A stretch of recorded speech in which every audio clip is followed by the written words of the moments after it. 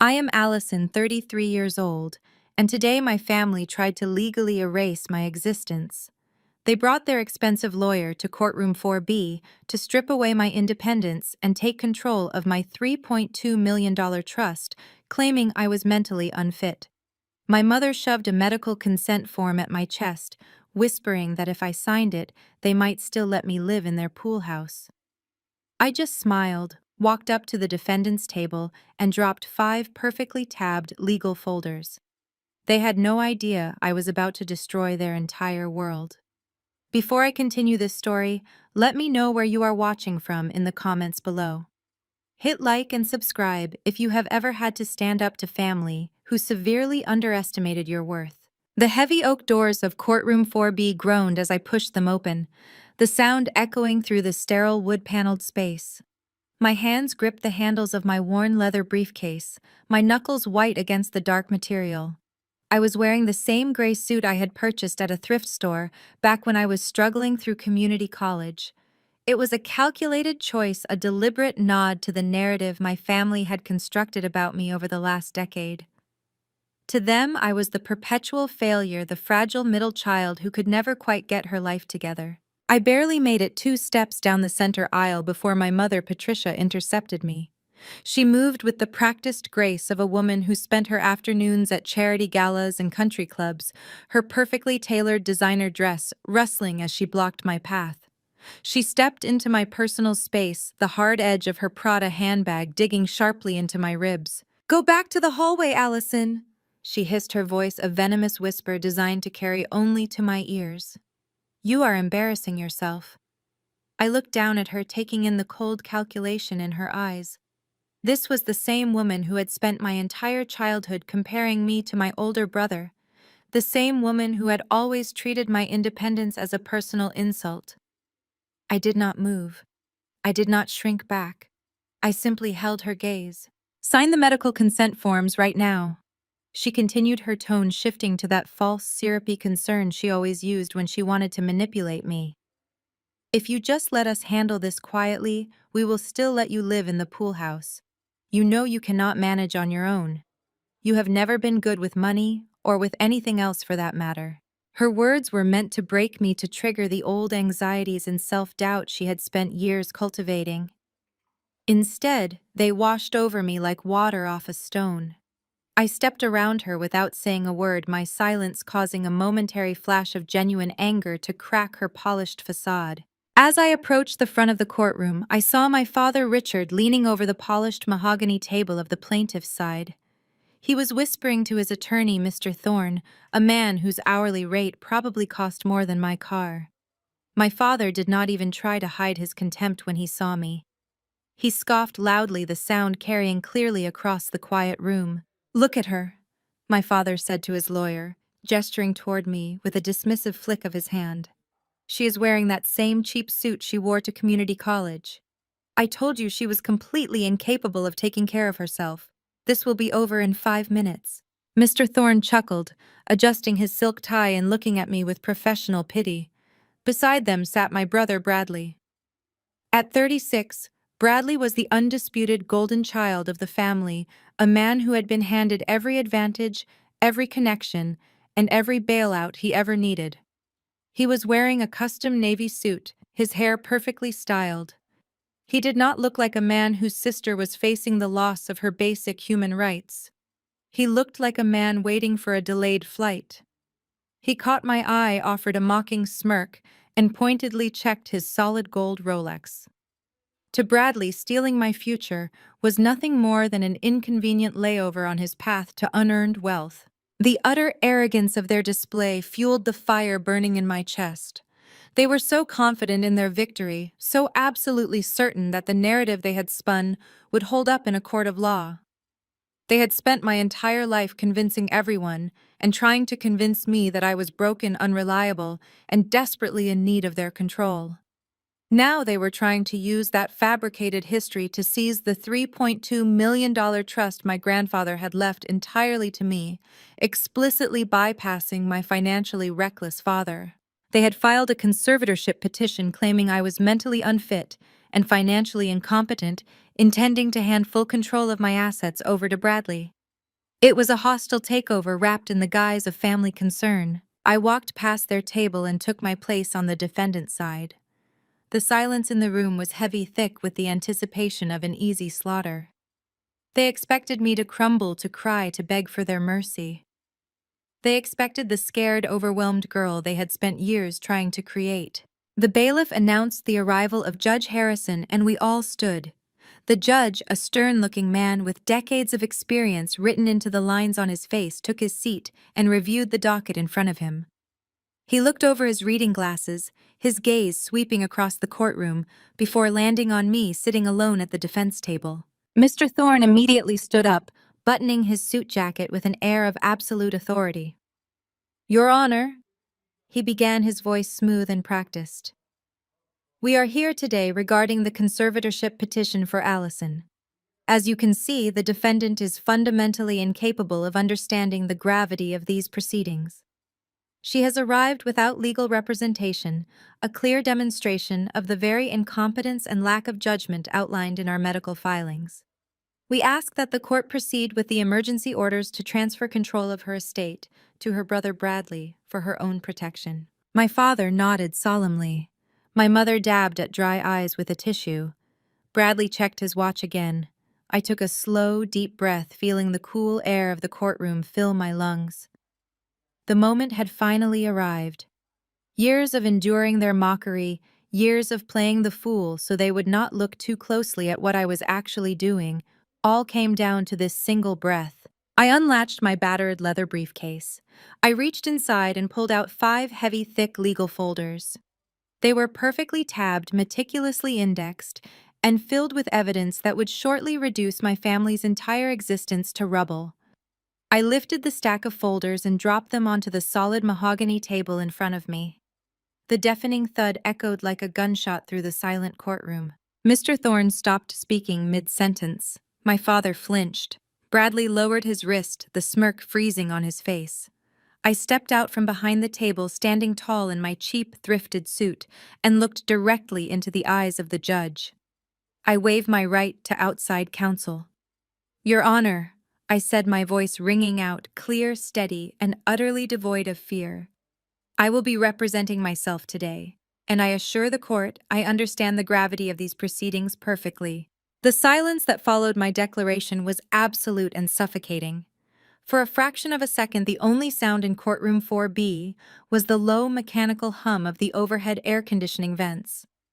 Then Mr. Thorne erupted. He slammed his hand flat against the polished surface of the plaintiff's table, his carefully constructed veneer of professional detachment cracking as he looked up at the bench. He loudly objected to my statement, his voice booming across the wood-paneled walls.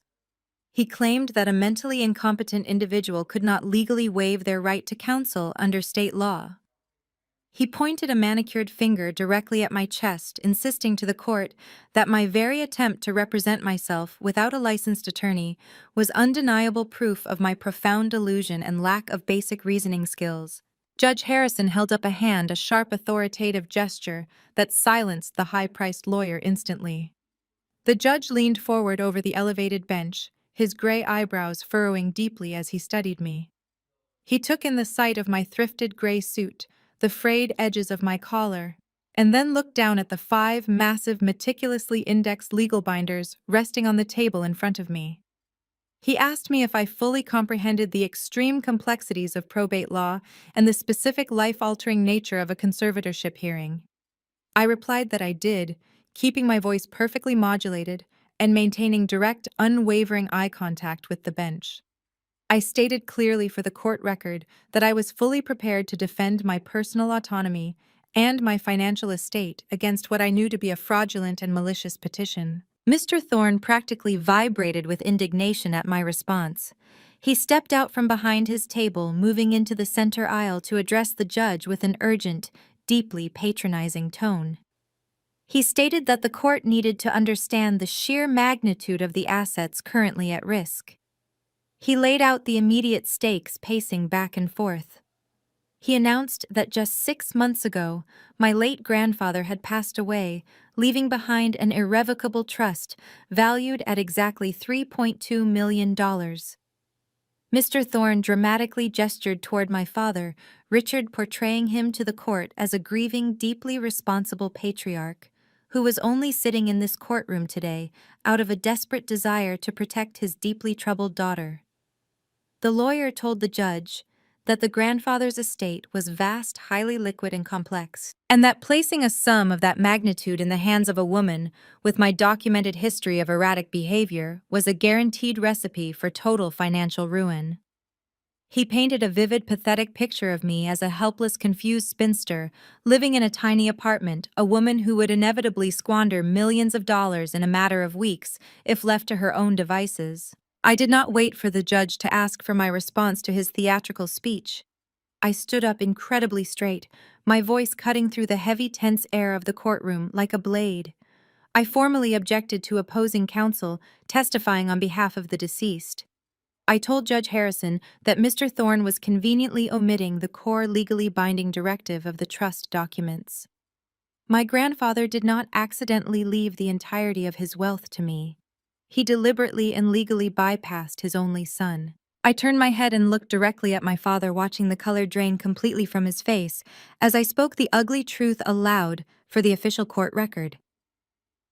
I stated that my grandfather had spent the last 10 years of his life watching Richard run 3 separate, highly lucrative family businesses completely into the ground. He had watched my father gamble away generationally accumulated assets and narrowly avoid absolute bankruptcy only through quiet, desperate bailouts funded by my grandfather's diminishing retirement accounts. The $3.2 million was left entirely in my name and under my sole control, specifically to keep it out of the hands of a financially reckless, irresponsible man who could not manage his own checking account, let alone be trusted to oversee a multi-million-dollar estate. My father jumped out of his heavy wooden chair, his face flushing a dangerous, volatile shade of crimson. He shouted across the room that I was lying to the court. He yelled that I was a sick, ungrateful, paranoid child, spinning wild fantasies because I had gone off my prescribed medication.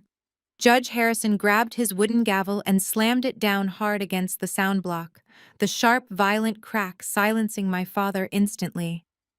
The judge sternly warned the plaintiffs that one more emotional outburst of that nature would result in Richard being forcibly removed from the courtroom by the bailiff. The judge then turned his piercing, critical gaze back to Mr. Thorne, demanding to know the exact legal and medical basis for their extreme claim of my mental incompetence. Mr. Thorne scrambled to recover his footing, hastily opening a file and referencing the petition they had submitted. He claimed that their intended conservator, my older brother Bradley, was a highly successful tech entrepreneur who was perfectly suited to manage my daily affairs and complex financial portfolio. Mr. Thorne insisted that Bradley was willingly stepping up to take on this massive burden out of pure familial devotion, sacrificing his own valuable time to save his little sister from her own destructive tendencies. At the mention of Bradley and his supposed business acumen, I did not bother looking at my brother. Instead, I shifted my gaze past the wooden dividing partition and directly into the public gallery.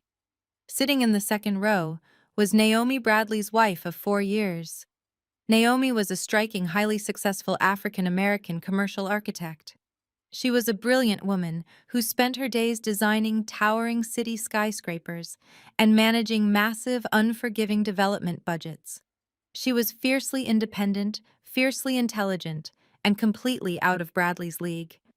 Today she was wearing a sharp-tailored ivory blazer, but her posture was uncharacteristically rigid, her expression tight with severe discomfort. She had always been kind to me at family gatherings, treating me with a basic human decency that my own blood relatives entirely lacked. But she was currently trapped in the suffocating web of lies my family had spun to justify this lawsuit. As Mr. Thorne continued to loudly praise Bradley's financial stability and moral superiority to the judge, I watched my brother lean back in his chair and drape his arm over the wooden gallery railing. He reached out and placed a highly possessive, controlling hand on Naomi's knee. Even from the defendant's table, I could read his lips and hear the faint, sickeningly sweet whisper he directed at her. He told his wife not to look at me. He whispered that Allison was completely off the rails today, that my aggressive, articulate behavior in the courtroom was just a manic symptom of my illness flaring up. He gently rubbed her knee, assuring his wife that they were putting me through this legal nightmare for my own good, to finally force me to get the psychiatric help I so desperately needed. But Naomi was an architect. She built foundations for a living, and she knew exactly how to spot structural instability. Her dark eyes darted from Bradley's manipulative, overly soothing face down to where I stood in the well of the court. She looked at my perfectly straight spine. She looked at the meticulously organized, color-coded legal binders resting on my table. She saw the calm, measured, and ruthlessly efficient way I had just decimated her father-in-law's financial history without ever raising my voice or shedding a single tear. The pathetic, crazy narrative Bradley had fed her for months simply did not match the undeniable reality unfolding directly in front of her. A woman having a severe psychotic break did not confidently cite probate code, nor did she cross-reference trust documents with such lethal precision. I could see the heavy seeds of doubt taking root in Naomi's mind. It was a tiny, irreparable fracture in the pristine image she held of her husband and his wealthy, prestigious family. When her eyes finally met mine across the crowded, tense room, she looked profoundly torn. She was caught directly between her marital loyalty to her husband and the undeniable, terrifying truth she was currently witnessing. I did not break the visual connection. I did not offer her a pleading look, nor did I project a silent cry for help. Instead, I let a very cold, deeply knowing smile touch the corners of my mouth. It was not a friendly gesture. It was a silent promise. A promise that everything she thought she knew about the man she had married was about to be burned completely to the ground. Naomi swallowed hard, her throat bobbing visibly, and she slowly pulled her knee away from Bradley's, grasping hand shifting her weight back into the hard wooden pew to distance herself from him. Judge Harrison cleared his throat loudly, drawing my attention away from the gallery and back to the elevated bench. He folded his hands together, his expression turning incredibly serious and grim. He addressed me directly, his tone carrying the heavy, unforgiving weight of the judicial system. He stated that a conservatorship proceeding was not a trivial matter to be taken lightly or fought as a point of stubborn pride. He warned me that if the plaintiff succeeded today, I would instantly lose my fundamental human civil rights. I would lose the right to sign a basic apartment lease, the right to make my own medical decisions, the right to vote in an election, and the right to access a single penny in my own bank accounts. I would be entirely stripped of my personhood, under the eyes of the state, reduced to the legal status of a child. He further warned me that Mr. Thorne was a seasoned, aggressive litigator with decades of specialized experience, destroying opponents in probate court. The judge leaned forward, his voice echoing in the quiet room. He asked me one final time if I was absolutely certain I wanted to formally reject the appointment of a court-provided public defender.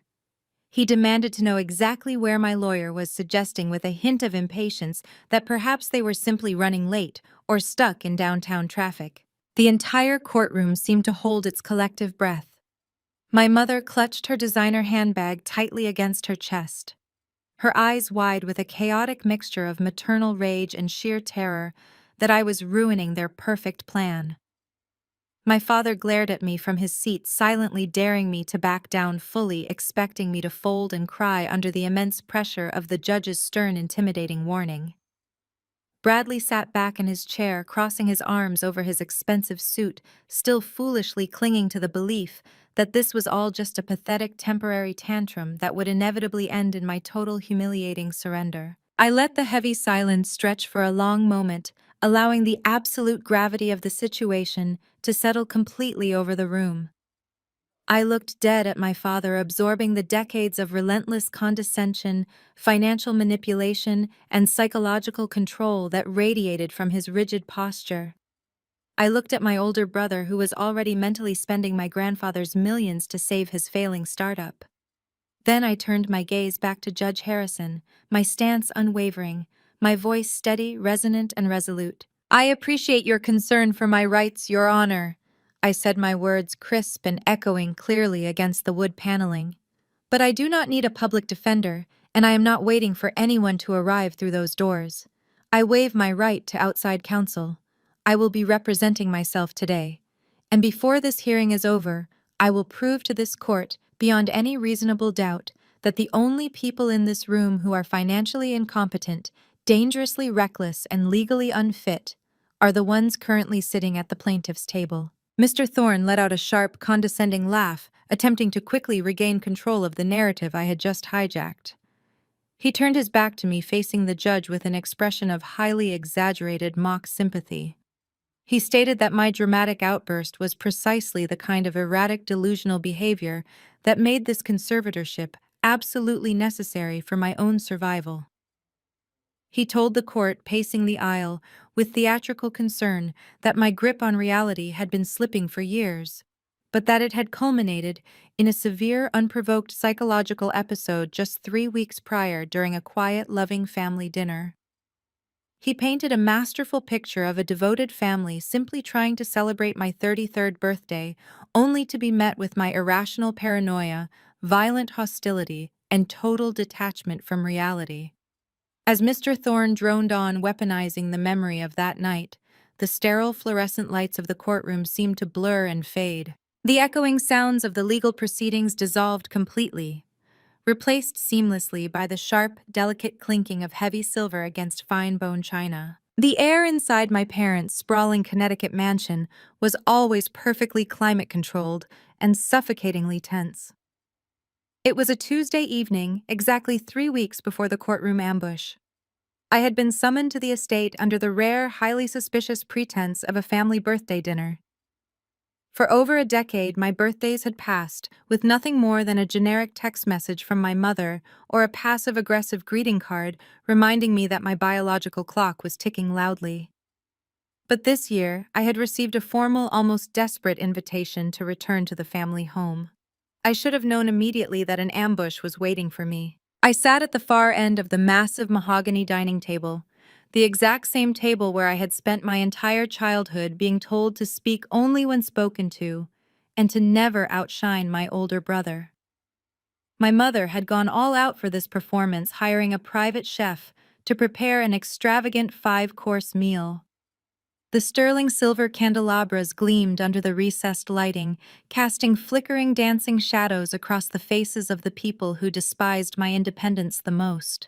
My father sat at the head of the table, swirling a glass of incredibly expensive Bordeaux, dominating the conversation, with loud boasts about his latest country club golf scores and his supposedly brilliant real estate acquisitions. My mother sat opposite him, meticulously dissecting a piece of pan-seared sea bass while offering a relentless stream of veiled critiques. She scrutinized my hair, my posture, and the fact that I had arrived in a reliable 5-year-old sedan instead of a leased luxury import. She made sure to remind me multiple times that 33 was dangerously old for a woman to be living in a tiny apartment without a husband to provide for her. Bradley sat directly across from me, playing the role of the benevolent, deeply successful older brother. He wore a cashmere sweater topping off my wine glass and smiling with a calculated warmth that never quite reached his cold, assessing eyes. His wife Naomi was notably absent from the table, supposedly stuck at her commercial architectural firm, reviewing late blueprints for a downtown high-rise. I ate my food in measured, careful bites, keeping my facial expressions completely neutral. I knew this was a highly choreographed performance. I knew the lavish meal, the forced brittle smiles, and the expensive vintage wine were nothing more than a velvet-draped prelude to a massive financial demand. I simply waited in silence for the other shoe to drop. It happened right after the dinner plates were cleared away by the silent catering staff. The private chef brought out a beautiful, towering, tiered chocolate cake with a single elegant candle burning in the center. But before anyone could sing a single note, before I could even draw a breath to blow out the flame, my father waved his hand dismissively through the air. The chef immediately took the unspoken cue, retreating quickly to the kitchen and leaving the cake pushed carelessly to the far edge of the table entirely forgotten. The atmosphere in the room shifted instantly. The artificial suffocating warmth evaporated, replaced by a cold transactional chill that made the hairs on my arms stand up. Richard reached into the breast pocket of his tailored suit jacket and pulled out a thick, neatly stapled stack of legal documents. He tossed them onto the polished wood, sliding them down the length of the long table until they came to rest directly in front of my empty dessert plate. He pulled a heavy silver fountain pen from his shirt pocket and laid it precisely on top of the papers. I looked down at the documents. They were bank transfer authorizations and irrevocable power of attorney forms specifically drafted to grant Richard and Bradley unfettered, unquestioned access to the principal balance of my grandfather's trust. My father leaned back in his chair, folding his hands over his stomach with absolute sickening entitlement. He did not ask for my help. He instructed me. He told me that Bradley's tech startup had hit a minor temporary bump in the road. He used slick words like liquidity crisis and bridge financing, attempting to dress up Bradley's massive financial failures in respectable corporate jargon.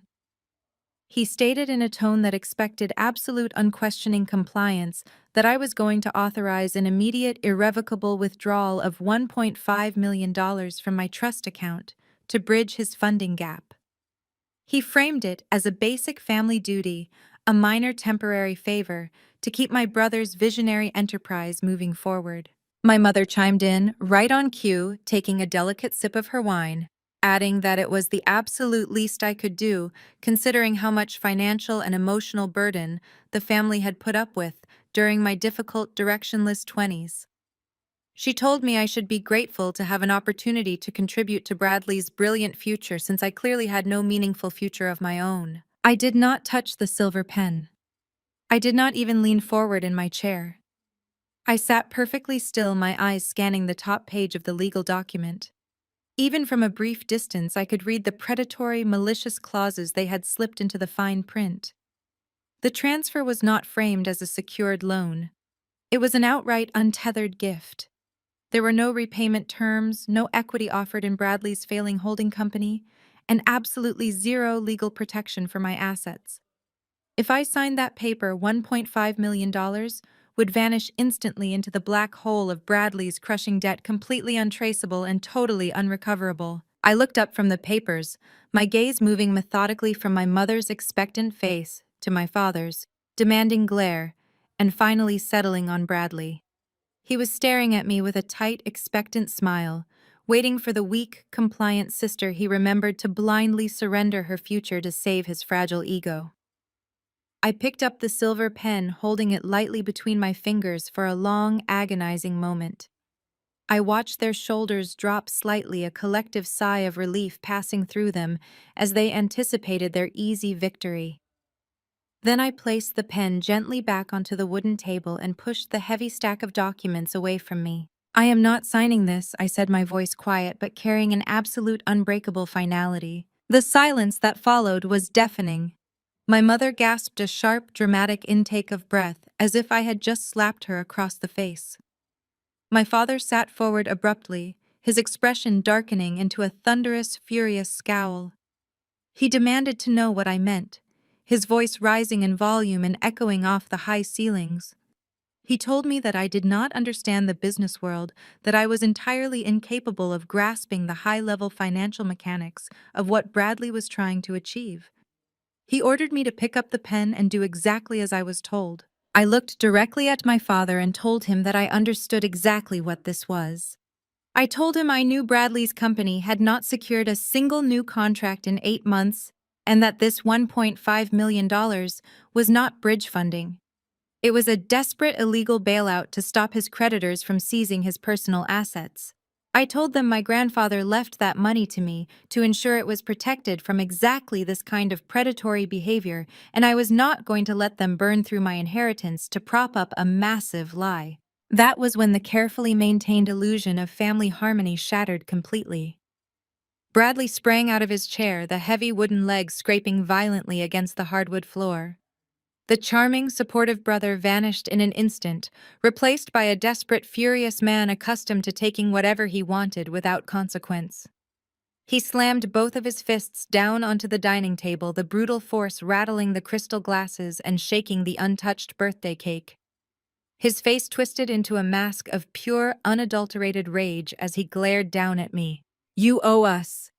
Bradley screamed, the veins in his neck bulging as his charming facade instantly shattered into a million pieces. "You owe this family everything.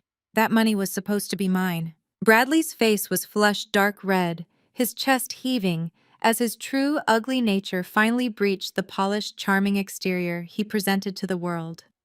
I sat perfectly still, expecting my parents to intervene to reprimand my brother for screaming and slamming his fists at a family dinner. But in the twisted, toxic ecosystem of my family, Bradley's rage was always treated as completely justified, and my personal boundaries were always treated as a profound insult. My mother did not tell him to lower his voice. She did not express shock at his behavior. Instead, Patricia calmly picked up her heavy crystal wine glass, took a slow, delicate sip of her expensive Bordeaux, and turned her sharp, calculating gaze directly toward me. She told me to stop being so terribly dramatic and difficult. She said Bradley was simply passionate about his work, a true visionary who was changing the landscape of modern technology, whereas I was completely lacking in basic ambition. Her voice was smooth and even, carrying the lethal, practiced precision of a surgeon's scalpel as she methodically began to list my supposed life failures for the entire table to hear. She reminded me loudly that I lived in a cramped, unglamorous one-bedroom apartment across town, deliberately ignoring the fact that I paid for it entirely with my own earned income, so I would not have to rely on them. She pointed out that I was 33 years old and completely unmarried, suggesting with a condescending sigh that my lack of a wealthy husband was a severe character defect rather than a personal choice. She called my freelance career a cute little hobby, insisting that typing on a laptop all day in a tiny living room was not real work and certainly did not qualify me to manage a massive financial estate. According to my mother, I was never meant to have that $3.2 million trust in the first place.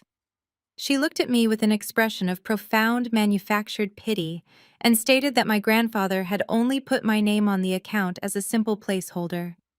She claimed it was a temporary, meaningless holding measure until Bradley was mature enough to claim his rightful inheritance. It was a staggering, bold-faced rewrite of our family history. My grandfather had explicitly told me, holding my hand on his deathbed, that the money was specifically for me to build an independent, secure life far away from my father's financial toxicity. But Patricia spoke with such absolute, unwavering conviction that for a fleeting second, the old, deeply conditioned part of my brain almost believed her. That was her greatest, most dangerous gift. She could gaslight you into doubting your own memories, your own worth, and your own undeniable reality. My father immediately backed her up, sliding seamlessly into the psychological attack. Richard leaned over the massive dining table and told me that I legally and morally owed them this signature. He claimed that raising me had been an immense, exhausting burden, citing my difficult, rebellious personality during my entire 20s. He was, of course, referring to the period when I had finally started setting personal boundaries, when I stopped attending their superficial country club events and absolutely refused to let them dictate my educational path. To my parents, my independence was a disease they had graciously, painfully endured. Richard stated them they had spent thousands of dollars putting up with my phases, and that signing over the $1.5 million to my brother was simply my way of finally settling the score. He framed the extortion not as a blatant theft, but as a long overdue repayment for the heavy emotional toll my mere existence had supposedly taken on the family. Bradley chimed back in his voice, dropping from a scream to a highly manipulative, coaxing tone.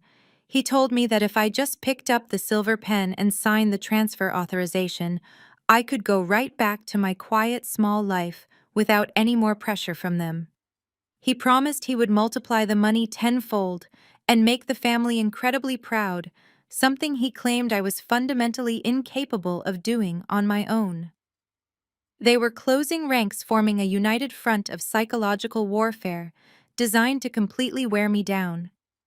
They wanted to make me feel so utterly worthless, so deeply indebted and small that I would sign away my entire future just to buy their temporary conditional approval. I looked at the three of them, realizing with absolute clarity that they did not see me as a daughter or a sister. They saw me as nothing more than a walking, breathing bank account waiting to be drained. Before I could respond, before I could articulate the absolute disgust churning in my stomach, the heavy mahogany double doors leading into the dining room swung open. The suffocating hostile tension in the room instantly vanished, replaced by an aggressively cheerful atmosphere that practically gave me whiplash. Naomi walked in looking exhausted, but impeccably stylish in a dark charcoal pantsuit, carrying a heavy roll of architectural blueprints tucked under one arm. She apologized profusely for being late, explaining that the foundation pour on her new commercial site downtown had run 3 hours behind schedule. The physical transformation in my brother was absolutely terrifying to witness. The red-faced, screaming man who had just demanded my money instantly evaporated into thin air. Bradley leaped up from his dining chair with a bright, adoring, picture-perfect smile. He crossed the room, wrapped his arms tightly around Naomi, and kissed her cheeks seamlessly, playing the role of the incredibly supportive, loving husband. He told her not to worry about being late at all, and that he was just so incredibly proud of how hard she worked. As he walked her to her empty seat at the table, I watched him smoothly and expertly slide the thick stack of bank transfer documents directly under his linen napkin, pushing them completely out of sight before she could notice them. My parents instantly adjusted their own demeanors to match his performance. My mother greeted Naomi with a warm, musical laugh, offering her a glass of expensive wine and asking about her construction project with feigned polite interest. I sat frozen in my chair, watching the horrifying theatrical performance unfold. Naomi took her seat, smiling gratefully at Bradley and apologizing to me for missing the birthday cake cutting. She looked at my brother with genuine, tired affection, completely unaware of the raging monster who had just been pounding his fists on the table demanding my inheritance. In that exact moment, the final devastating puzzle piece clicked into place in my mind. Naomi had absolutely no idea. She was the primary breadwinner in their household, a highly successful commercial architect with a pristine credit score and significant hard-earned personal assets. Bradley was hiding his massive corporate bankruptcy from his own wife. He was trying to extort $1.5 million from my trust fund tonight, because if he did not get that emergency bridge financing, Naomi was going to find out that he had secretly leveraged their entire life to cover his continuous failures. She did not know about the missing corporate payroll, the mounting aggressive debts, or the hidden offshore accounts. She was an unwitting, innocent pawn in his desperate, fraudulent game of survival. I looked at Naomi, seeing the tired, stressed lines around her eyes, recognizing the sheer effort she put into building a real, honest life, only to be chained to a man who was actively destroying it behind her back. I felt a massive surge of protective, righteous anger. But I knew that exposing Bradley right here, right now, in the middle of this dining room, would only result in my family gaslighting Naomi just as heavily as they had tried to gaslight me. They would spin my words, call me paranoid and crazy, and convince her that I was just trying to ruin their perfect marriage out of petty, bitter jealousy. If I was going to take the golden child down, I needed undeniable, bulletproof evidence. I needed to move in total silence. I stood up from the table, the abrupt movement drawing everyone's immediate attention. I ignored the untouched dessert plate, ignored the crystal glasses, and ignored my brother's panicked, wide-eyed warning glare. I calmly picked up my wool coat from the back of my chair. Naomi looked confused, asking gently if I was leaving before we even had coffee or opened presents. I forced a very polite, soft smile for her benefit alone. I told her that it was getting quite late, and I had a very early morning of work ahead of me. I told her it was wonderful to see her, and I genuinely meant it. As I slipped my arms into my coat sleeves, the pleasant, welcoming facade my parents had erected for Naomi's benefit completely shattered. My father realized I was actually walking away. He realized I was leaving the bank documents unsigned and hidden under the linen napkin. The sheer panic of impending financial ruin overrode his ability to play the gracious host.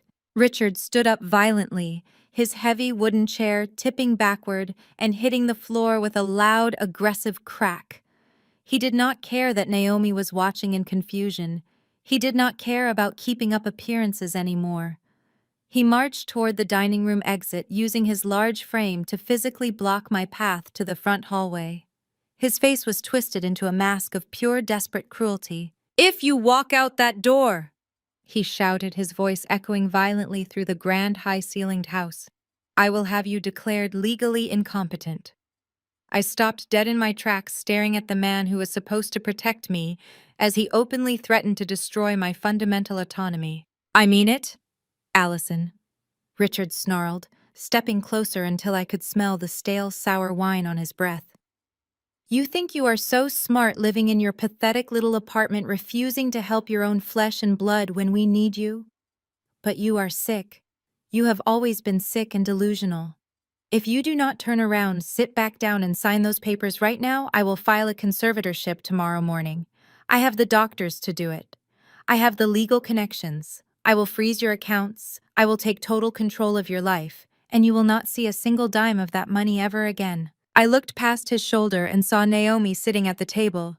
Her hand was covering her mouth in absolute shock, her eyes wide as she stared at the family she had married into, witnessing their true nature for the very first time. I looked back at my father, memorizing the exact furious lines of his greedy face. I did not argue with him. I did not cry. I simply stepped around his bulky frame, walked into the hallway, opened the heavy front door, and walked out into the cold night air, leaving them to their blind panic. They thought they had backed me into a corner. They had no idea they had just handed me the exact weapon I needed to destroy them. The memory of my father's echoing threat faded violently, replaced by the sterile fluorescent reality of courtroom 4B.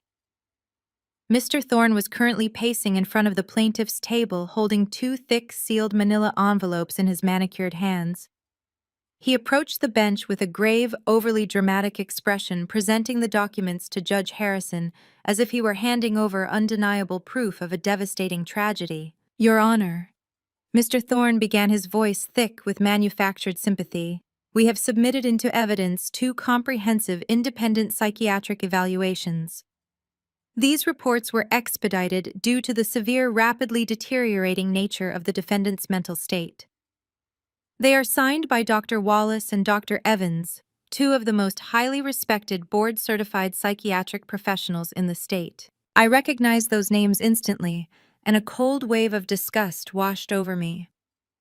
Dr. Wallace and Dr. Evans were not independent court-appointed medical professionals. They were my father's weekend golfing partners at the Oak Ridge Country Club. Neither of these men had spoken a single word to me in over a decade. Yet here were their signatures on legally binding court documents, actively participating in a fraudulent scheme to strip me of my civil rights. Mr. Thorne stepped back from the bench, turning slightly so that his voice carried clearly to the public gallery. "These medical professionals have reviewed the defendant's recent behavior and lifestyle choices," he continued, adjusting his silk tie. "Their conclusions are unanimous and deeply concerning. They have officially diagnosed Allison with severe delusions of grandeur, coupled with extreme paranoia regarding her family's intentions. Furthermore, they note a dangerous manifestation of compulsive financial hoarding." The absolute absurdity of the accusation almost made me laugh aloud. Mr. Thorne was actively weaponizing my financial responsibility, twisting it into a psychiatric disorder for the court record. He explained to the judge that despite inheriting a highly liquid, fully funded trust valued at $3.2 million, I continued to live in a modest one-bedroom apartment. He pointed out that I drove a 5-year-old sedan and worked as a mid-level freelance consultant. He framed my completely normal, frugal existence as undeniable proof of severe mental decay.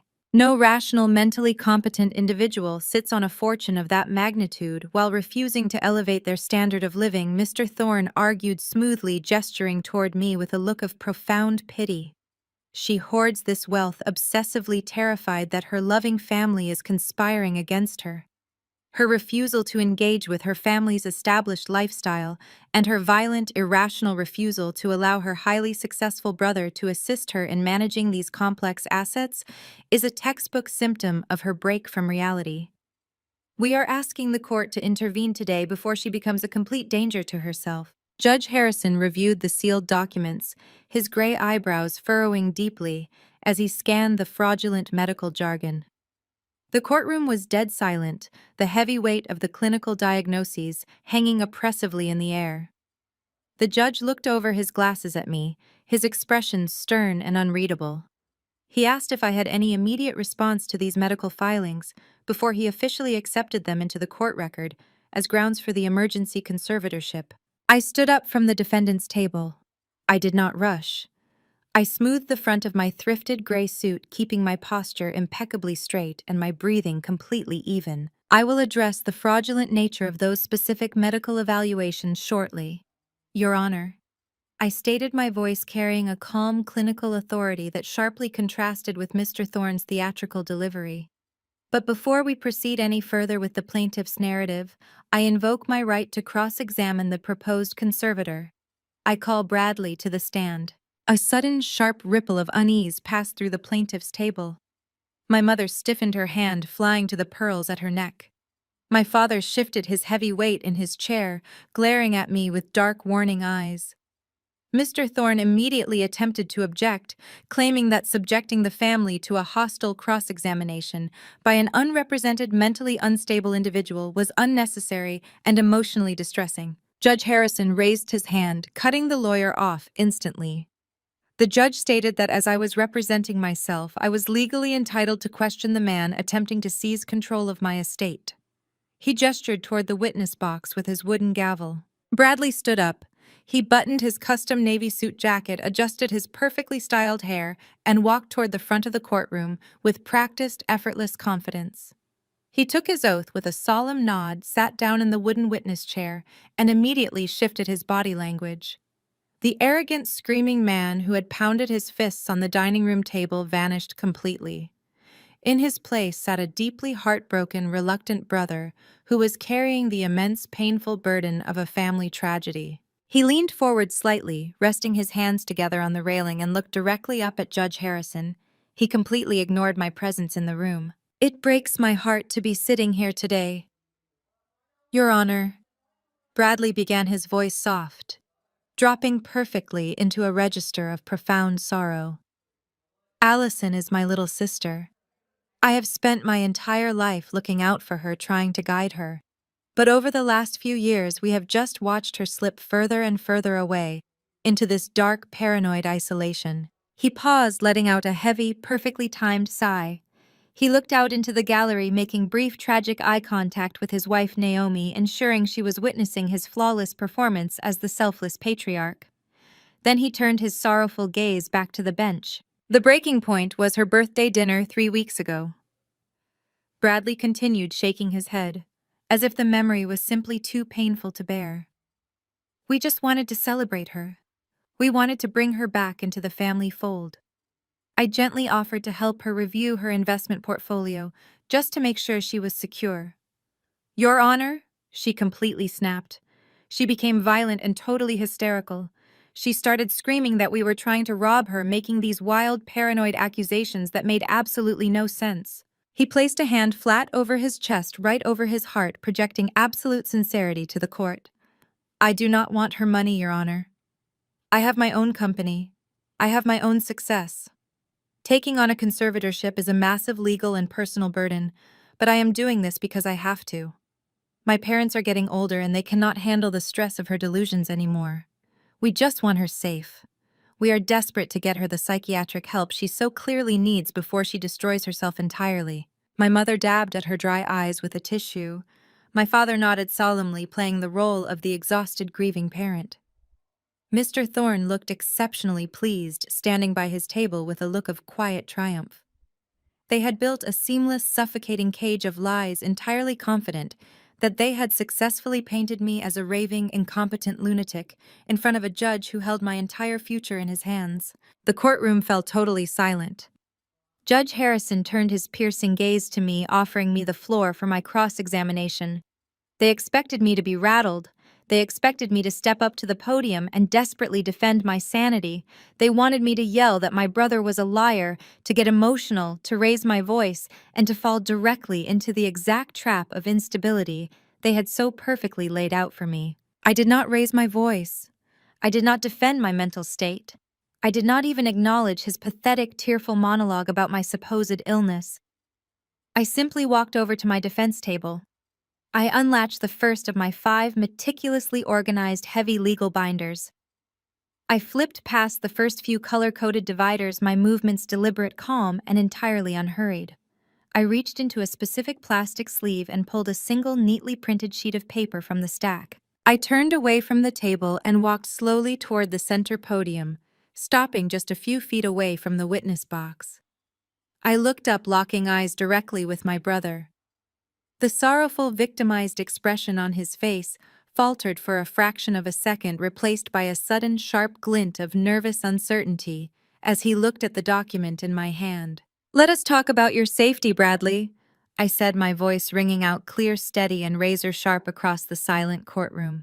"Specifically, let us talk about the safety of your corporate bank accounts." The charming, sorrowful mask my brother had so carefully applied completely slipped, revealing the panicked, cornered man underneath. Bradley gripped the polished oak railing of the witness box, his knuckles instantly turning a stark, bloodless white. He let out a short, breathy chuckle, attempting to project an air of casual dismissal, but his eyes darted frantically toward his attorney. Mr. Thorne shot up from the plaintiff's table as if he had been physically struck. He practically shouted his objection, his voice echoing sharply off the high ceilings. He argued that my line of questioning was highly inappropriate, entirely irrelevant to the medical focus of the hearing, and a blatant, malicious attempt to harass a witness who was only there to help me. He waved his hands dismissively, demanding that Judge Harrison strike my question from the official court record immediately. I did not retreat. I turned my body to face the elevated bench, standing tall and projecting my voice with absolute, unwavering clarity. I calmly stated that the plaintiff's entire petition hinged on the premise that I was financially incompetent and required a conservator to manage my daily affairs. I pointed directly at my brother in the witness box and told the judge that the proposed conservator's own financial fitness, his ethical track record, and his current desperate need for liquid capital were the absolute, undeniable center of this hearing. I argued that if the court was being asked to hand over $3.2 million of my personal assets to this man, the court first needed to understand exactly what he intended to do with it. Judge Harrison stared at me for a long, heavy moment. He looked down at Mr. Thorne, who was red-faced and visibly sweating, and then over to Bradley, who was suddenly struggling to maintain eye contact. The judge adjusted his reading glasses, picked up his wooden gavel, and overruled the objection. He instructed me to proceed, warning me to keep my questions strictly tied to the financial viability of the proposed conservator. I thanked the judge, turning my attention entirely back to my brother. I opened the heavy metal rings of my first binder. The sharp mechanical snap echoed loudly in the dead silence of the courtroom. I pulled out a thick stack of stapled documents, separated them into 3 identical piles, and handed 2 of them to the bailiff to distribute to the judge and opposing counsel. I announced to the court that I was submitting Exhibit A, the certified corporate tax returns, operating expense reports, and current bank ledger balances for Bradley's highly praised tech firm, Innovate Solutions. I watched closely as Mr. Thorne frantically flipped through the pages, his face draining of color, as he realized the sheer volume and accuracy of the financial data I had somehow acquired.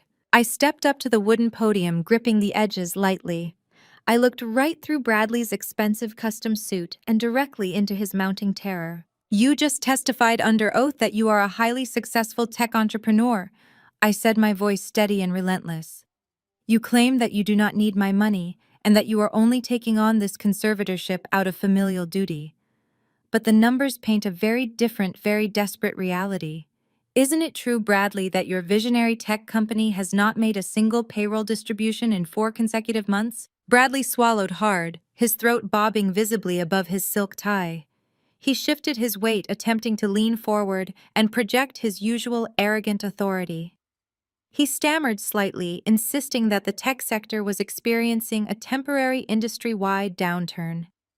He tried to brush off the accusation by claiming it was merely a minor cash flow bottleneck due to delayed client invoices, a standard operational hurdle that any real business owner would easily understand. I did not let him breathe. I immediately pulled out my next document, submitting Exhibit B into the court record. I held the paper up for him to see. If this is simply a standard cash flow delay, I countered, my tone dropping into a freezing clinical register. Then perhaps you can explain to this court why exactly 7 days ago you wired $600,000 from your dwindling corporate operating account directly into a hidden, untraceable offshore LLC registered in the Cayman Islands. You intentionally drained your own business accounts, leaving your 72 loyal employees with bounced checks and empty promises, all while hiding assets from your mounting list of aggressive domestic creditors. The reaction in the courtroom was instantaneous and chaotic. My father Richard, who had spent the entire morning glaring at me with utter contempt, suddenly whipped his head around to stare at his golden child. Richard was a man who worshipped wealth and status above all else, and he had poured hundreds of thousands of dollars of his own diminishing capital into Bradley's company. I could see the devastating realization crashing over my father. He had absolutely no idea his son was sinking, nor did he know about the offshore accounts. The unified, impenetrable front my family had built to destroy me was already beginning to fracture from the inside out. My mother pressed her manicured hand over her mouth, letting out a soft, horrified gasp. Mr. Thorne was on his feet again, frantically objecting and claiming these documents were unverified, but Judge Harrison silenced him with a harsh, booming reprimand. The judge was actively reading through the highlighted ledgers I had provided, his expression turning darker and more severe by the second. Bradley was unraveling right in front of my eyes. He wiped a bead of sweat from his forehead, his charismatic charm totally dissolving into defensive panic. He desperately tried to claim that the offshore transfer was a legitimate strategic vendor payment for international software development, but his voice cracked, betraying his absolute terror. I did not give him a chance to spin another lie. I stepped away from the podium and walked back to my table, unlatching my second legal binder. I told the court that we had spent enough time discussing his catastrophic corporate failures and that it was time to focus on his personal assets. I pulled a new stack of heavily stamped documents from a red folder and handed them to the bailiff. "I am submitting Exhibit C, Your Honor," I announced, my voice cutting through the heavy, suffocating tension. "These are certified publicly filed foreclosure notices." I turned back to Bradley, watching as his chest began to heave with panicked, shallow breaths. I read the addresses aloud one by one. They were the addresses of the 3 luxury investment properties my father had proudly helped Bradley purchase over the last 5 years. Properties that Bradley had constantly bragged about at family dinners, using them as undeniable proof of his superior financial intellect. I stated for the court record that every single one of those properties was currently in severe, irreversible default.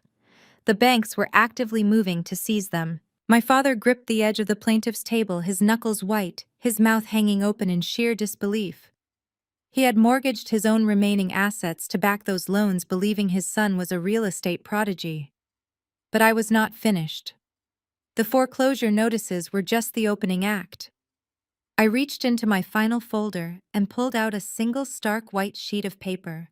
This was the document that was going to burn his entire world to the ground. I took a slow, deliberate breath, shifting my gaze away from the witness box and looking directly across the courtroom partition into the public gallery. I locked eyes with Naomi. She was sitting incredibly still, her dark eyes wide, her posture rigid with an escalating, sickening dread. She had spent the last 20 minutes watching me systematically dismantle her husband's pristine public image. I could see the terrifying questions forming in her mind, the sudden horrifying realization that the man sitting in the witness box was a complete stranger to her. I turned my absolute, undivided attention back to my brother. I held the final piece of paper up in the air. "Let us talk about your primary residence, Bradley." I said, my voice dropping to a low, unforgiving pitch that commanded the attention of every single person in the room. Let us talk about the beautiful, sprawling, historic estate that your wife Naomi spent 3 years meticulously restoring with her own hard-earned architectural firm salary. Bradley's face drained of all remaining color. He shook his head slightly, a silent, desperate, pathetic plea for me to stop. He knew exactly what I was holding. He knew I had found the ultimate betrayal. On the 14th of last month, I stated, enunciating every single syllable with lethal precision, you walked into a private lending office downtown. You brought forged documents, and you illegally forged your own wife's signature. You used that fraudulent signature to quietly take out a highly predatory, high-interest second mortgage on your shared home to the tune of $1.2 million.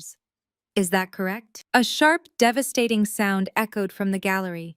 It was the heavy roll of architectural blueprints slipping from Naomi's lap and hitting the solid wooden floor. The loud thud rang through the silent courtroom like a physical blow. I looked over at her. The color had completely vanished from Naomi's beautiful face. Her hands were trembling visibly as she gripped the back of the pew in front of her. She was the primary breadwinner. She had pristine credit. She had built that home with her own money, and she had just discovered in the middle of a crowded courtroom that her husband had secretly illegally mortgaged their entire future to cover his catastrophic hidden failures. She realized that she was now legally tied to a massive fraudulent debt she knew absolutely nothing about. Bradley lunged forward in the witness box, ignoring the judge, ignoring his lawyer, and staring wildly into the gallery. He gripped the microphone, his voice cracking with sheer, unadulterated panic. "Naomi, baby, please." He begged, his words tumbling over each other. "Do not listen to her. She is sick. I can explain everything, I promise. It was just a temporary hold. I was going to fix it before you ever found out." Naomi did not say a word. She simply stared at him, her eyes filling with a mixture of absolute devastation and a cold, rising fury. She slowly shook her head, the pristine image of her marriage entirely shattered. I stepped closer to the witness box, forcing Bradley's attention back to me. I was not going to let him escape the reality of what he had done. "You did not file this conservatorship petition out of love, Bradley," I said, my voice rising in power, dominating the space. "You filed this malicious lawsuit because your secret lenders were coming to seize your home and you knew your wife was going to find out you had destroyed her life. You needed my $1.5 million to quietly pay off your fraudulent mortgage before your entire house of cards collapsed. You sat in that dining room 3 weeks ago, pretending to be a visionary when you were actually drowning in debt. You did not come to this courtroom to save my mind. You came here to steal my future to save your own pathetic skin." Bradley completely snapped. The pressure, the public humiliation, and the sudden, violent destruction of his marriage broke whatever thin, polished veneer of sanity he had left.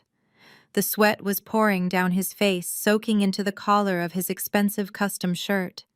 The charming, untouchable golden child was entirely gone, replaced by a cornered, vicious animal. He shot up from the witness chair, ignoring the bailiff who stepped forward. He gripped the wooden railing of the box, leaning over it, his face turning a dark, volatile shade of purple. He pointed a shaking, aggressive finger directly at my face, screaming at the top of his lungs, his voice echoing violently against the walls. "You are making this up!" he roared, completely losing his composure as the judge's gavel began to bang loudly behind him. "You are insane. You do not know how to read a basic ledger, you college dropout." The echo of my brother's furious screaming insult slammed against the heavy oak panels of the courtroom. His face was a mask of volatile, uncontrollable rage, his chest heaving as he gripped the railing of the witness box, breathing heavily like a cornered animal. I did not flinch. I did not step back. I stood perfectly still, letting the absolute silence of the room stretch out for a long, agonizing moment, allowing every single person present to witness the undeniable, violent instability of the man who was petitioning to manage my life. Judge Harrison brought his wooden gavel down with the force of a gunshot. The sharp crack made my mother jump in her seat. The judge leaned entirely over his elevated bench, his face flushed with deep judicial anger. He warned Bradley that one more outburst of that nature would result in him being held in immediate contempt of court and escorted out by the bailiffs. Bradley swallowed hard, the last remaining shreds of his fabricated, charming persona melting away into pure, unadulterated terror. He slumped back into the witness chair, looking physically diminished, his eyes darting frantically toward the gallery, but Naomi refused to even look at him. I turned my attention calmly back to the bench. I did not need to raise my voice to command the room. I reached into my final legal binder and pulled out a thick, cream-colored document bearing a highly distinct official watermark. I walked the pages over to the bailiff, who handed them up to Judge Harrison. "Your Honor," I stated, my voice ringing out with freezing clinical precision, "I submit this certified document directly from the Department of the Treasury. This is the proposed conservator's official notice of audit and impending federal indictment for $2.1 million in unpaid corporate and personal taxes." The color drained entirely from Mr. Thorne's face. He actually stumbled backward, his hip hitting the edge of the plaintiff's table. He had clearly known nothing about this. Bradley had lied to his own attorney, dragging him blind into a massive federal fraud cover-up. I turned to face my brother, delivering the final, devastating blow. "You have been running a shell game for 3 years, Bradley. You funneled investor capital to maintain your lavish lifestyle while completely ignoring your tax liabilities. The IRS issued this final notice exactly 4 days before you filed the emergency psychiatric petition against me. The timeline is undeniable." I looked back up at Judge Harrison, who was reading the federal document with an expression of absolute, unconcealed disgust. "He does not need a conservatorship for my health." "Your Honor," I said, driving the reality of the extortion into the court record, "he needs a slush fund to stay out of federal prison. He intended to drain my grandfather's trust to pay off the United States government and quietly bury his felonies." In the gallery, a sudden movement drew everyone's attention. Naomi stood up. She did not make a scene. She did not scream or cry or demand answers.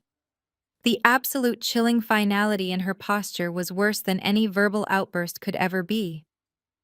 She looked at the man she had married, a man who had secretly leveraged her home and lied to her face every single day with a gaze entirely devoid of love or recognition. She turned her back on him, her heels clicking sharply against the polished floor as she walked straight out of the double doors. Bradley watched his wife walk out of his life in real time. He opened his mouth to speak, but no sound came out. He was completely broken, exposed before the law as a desperate, fraudulent thief.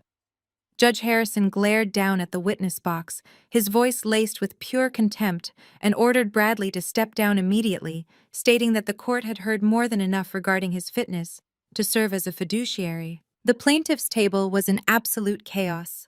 My father was fiercely whispering at Mr. Thorne, his face purple with rage, while the attorney frantically shuffled through his remaining paperwork, desperately trying to salvage a case that had just violently imploded. But in the toxic ecosystem of my family, defeat was never an accepted outcome. When the golden child fell, the matriarch immediately swooped in to seize control of the narrative. Seeing her son's testimony totally destroyed and the $3.2 million slipping through their fingers, Patricia abruptly stood up. She smoothed the skirt of her immaculate Chanel suit, completely ignoring her attorney's panicked gestures for her to sit down. She approached the bench, her chin held high, projecting the absolute unwavering conviction of a martyr.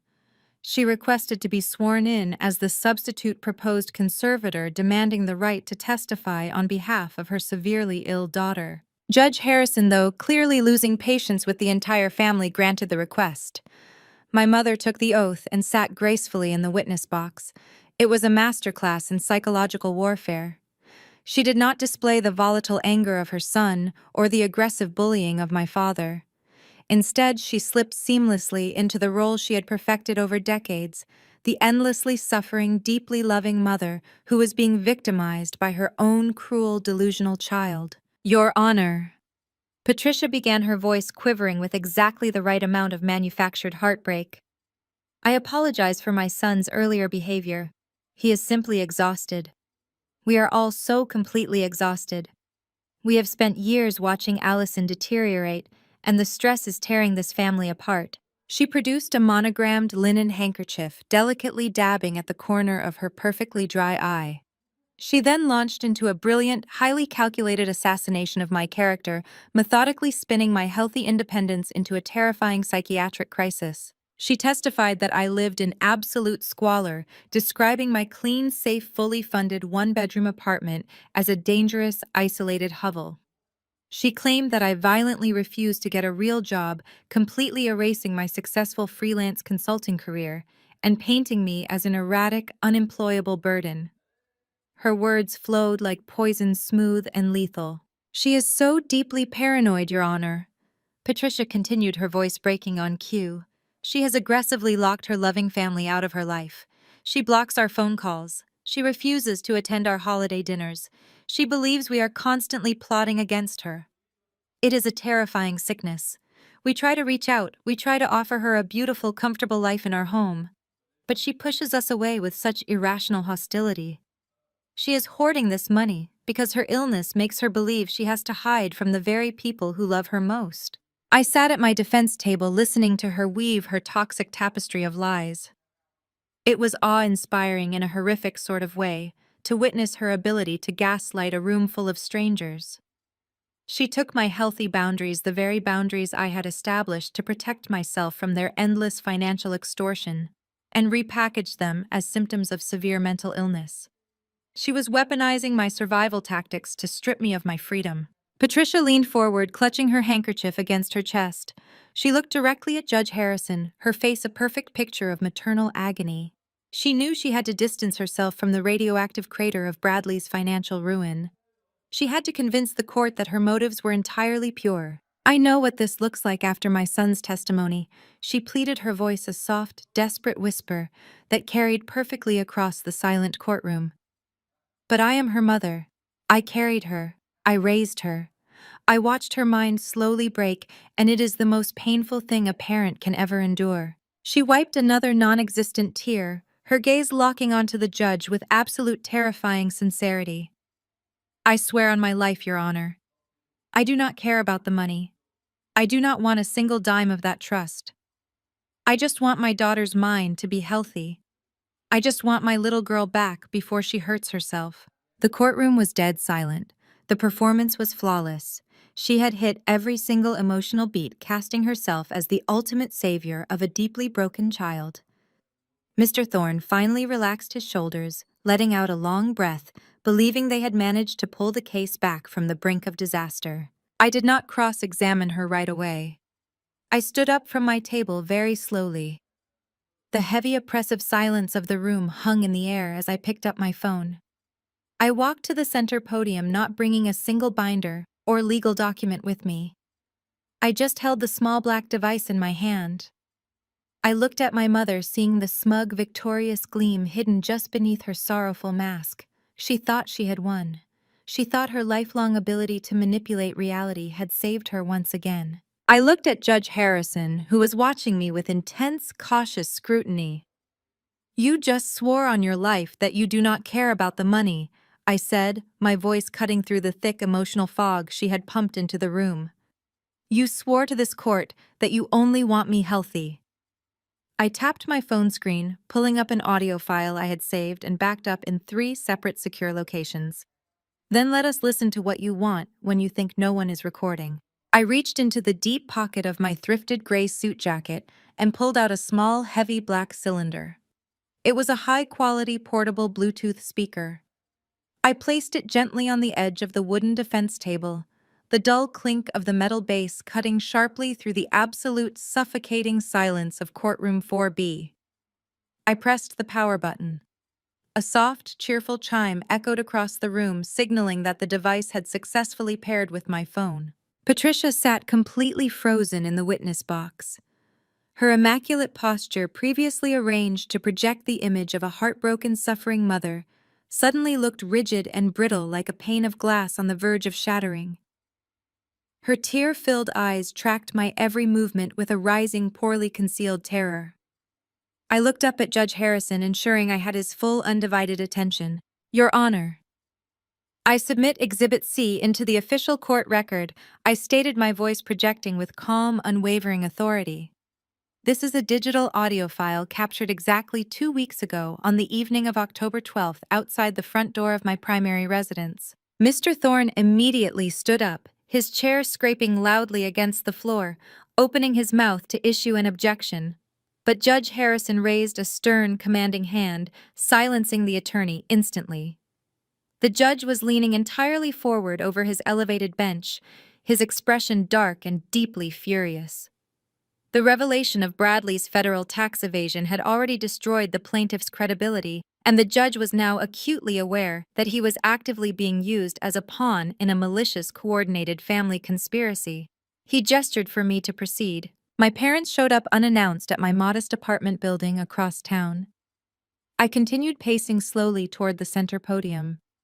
They assumed I was not home yet.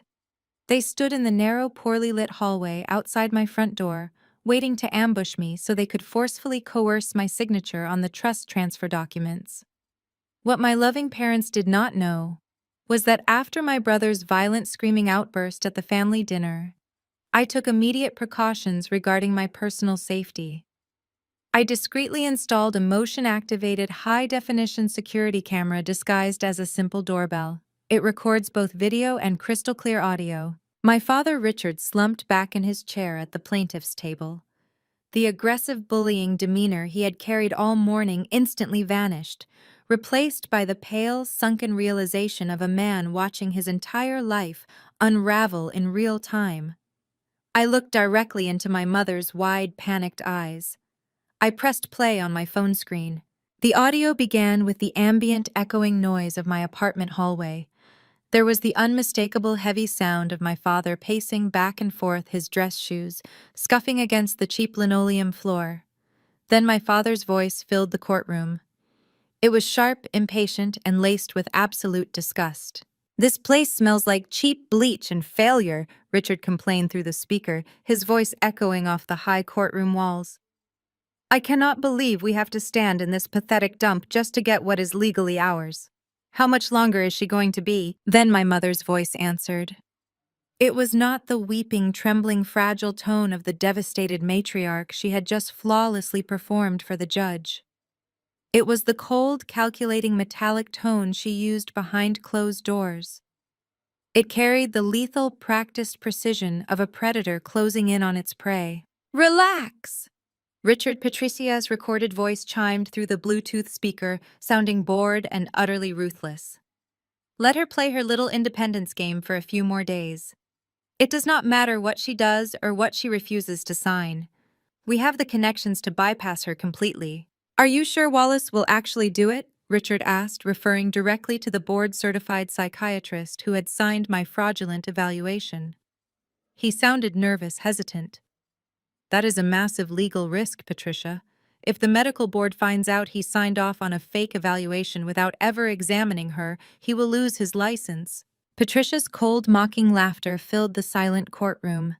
The sound was so jarringly cruel, so entirely devoid of maternal affection, that I actually saw the court bailiff physically flinch. "He owes us for backing that country club expansion loan," Patricius recorded, voice stated with absolute terrifying arrogance. "He will sign whatever we put in front of him. Just bribe Dr. Wallace to sign the psych hold.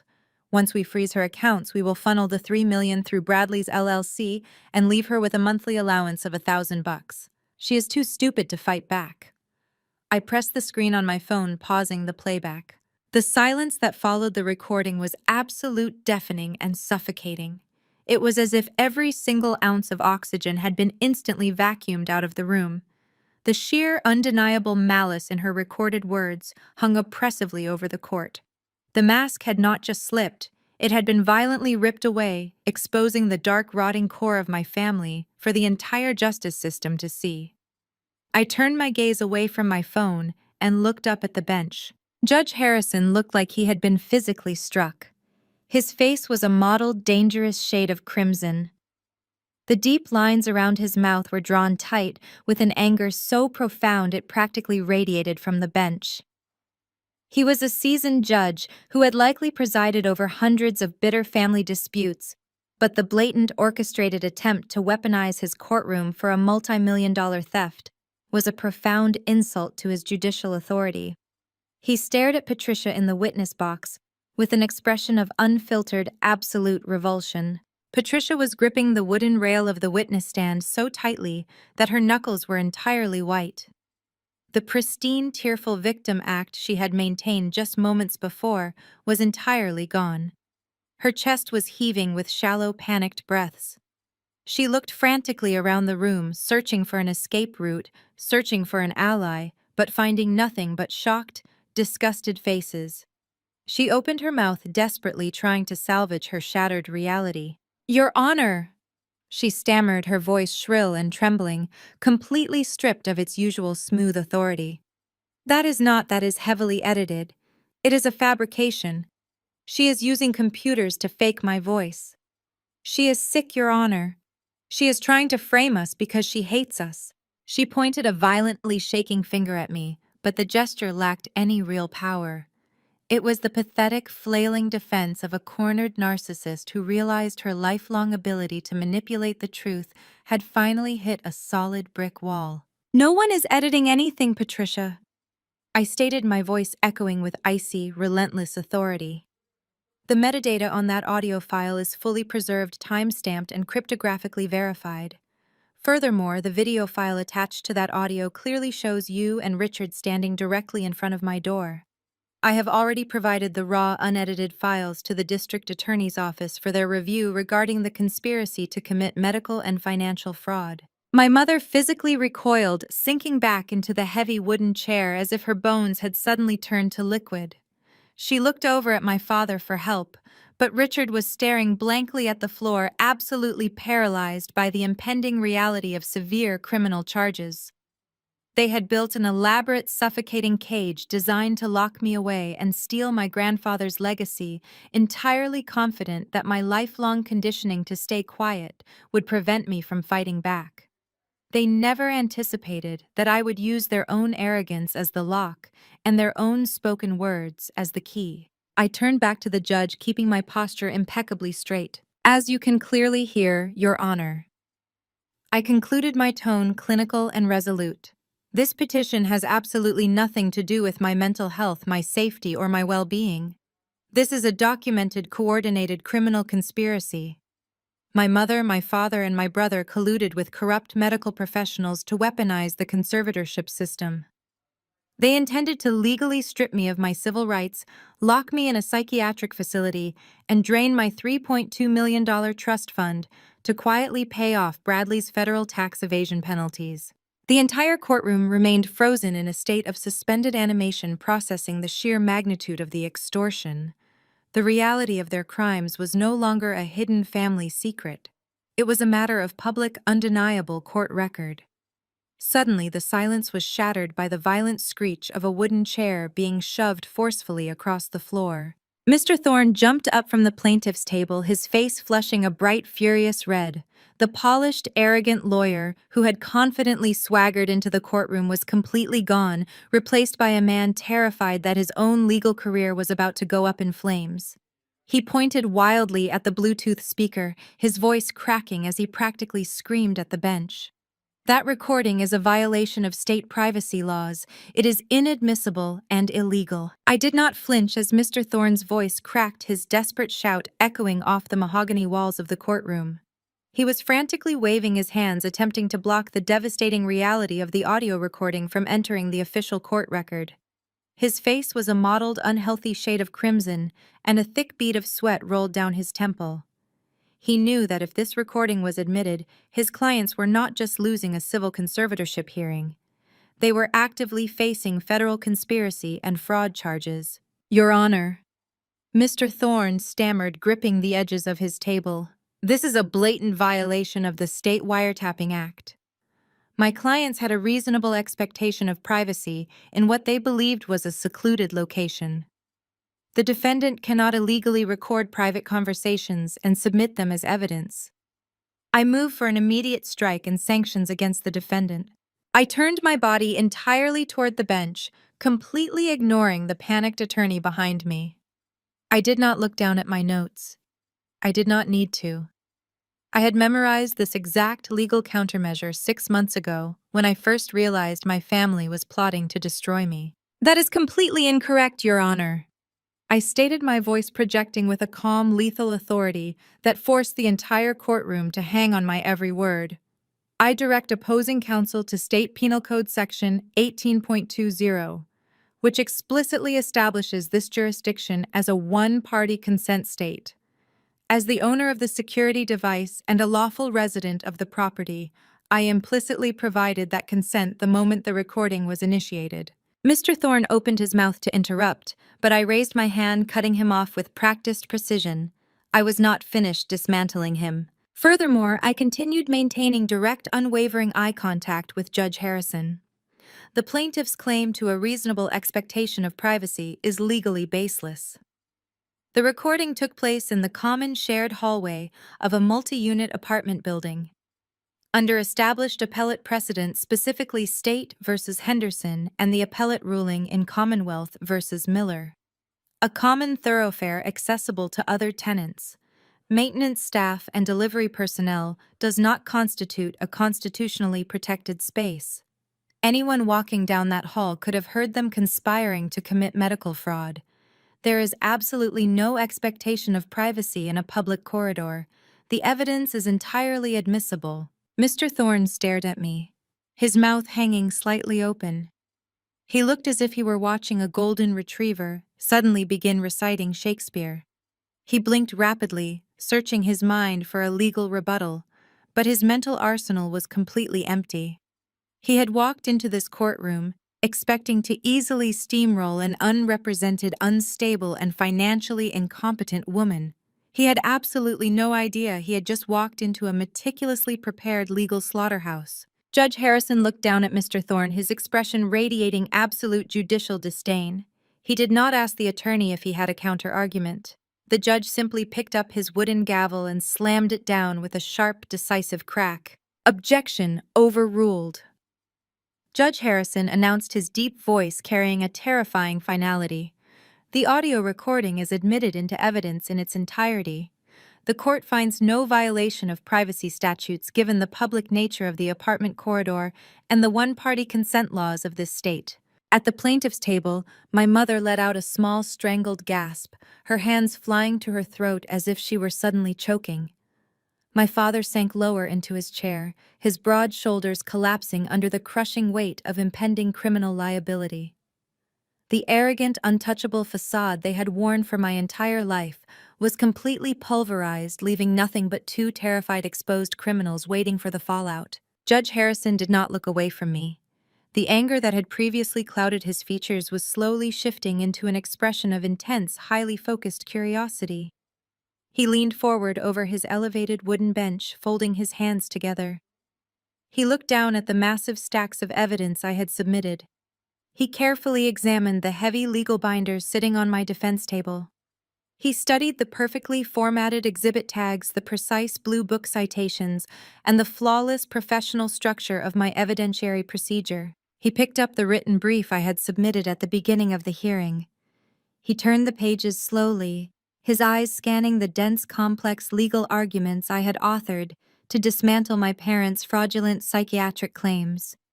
The courtroom remained completely silent, the tension stretching tight as a wire, while the judge processed the glaring discrepancy between the woman my parents had described and the woman standing before him. Ms. Allison. Judge Harrison began, his tone entirely stripped of the condescending pity he had displayed at the start of the hearing. He spoke to me now as an equal, a professional, recognizing another professional. I have been sitting on this bench for 22 years.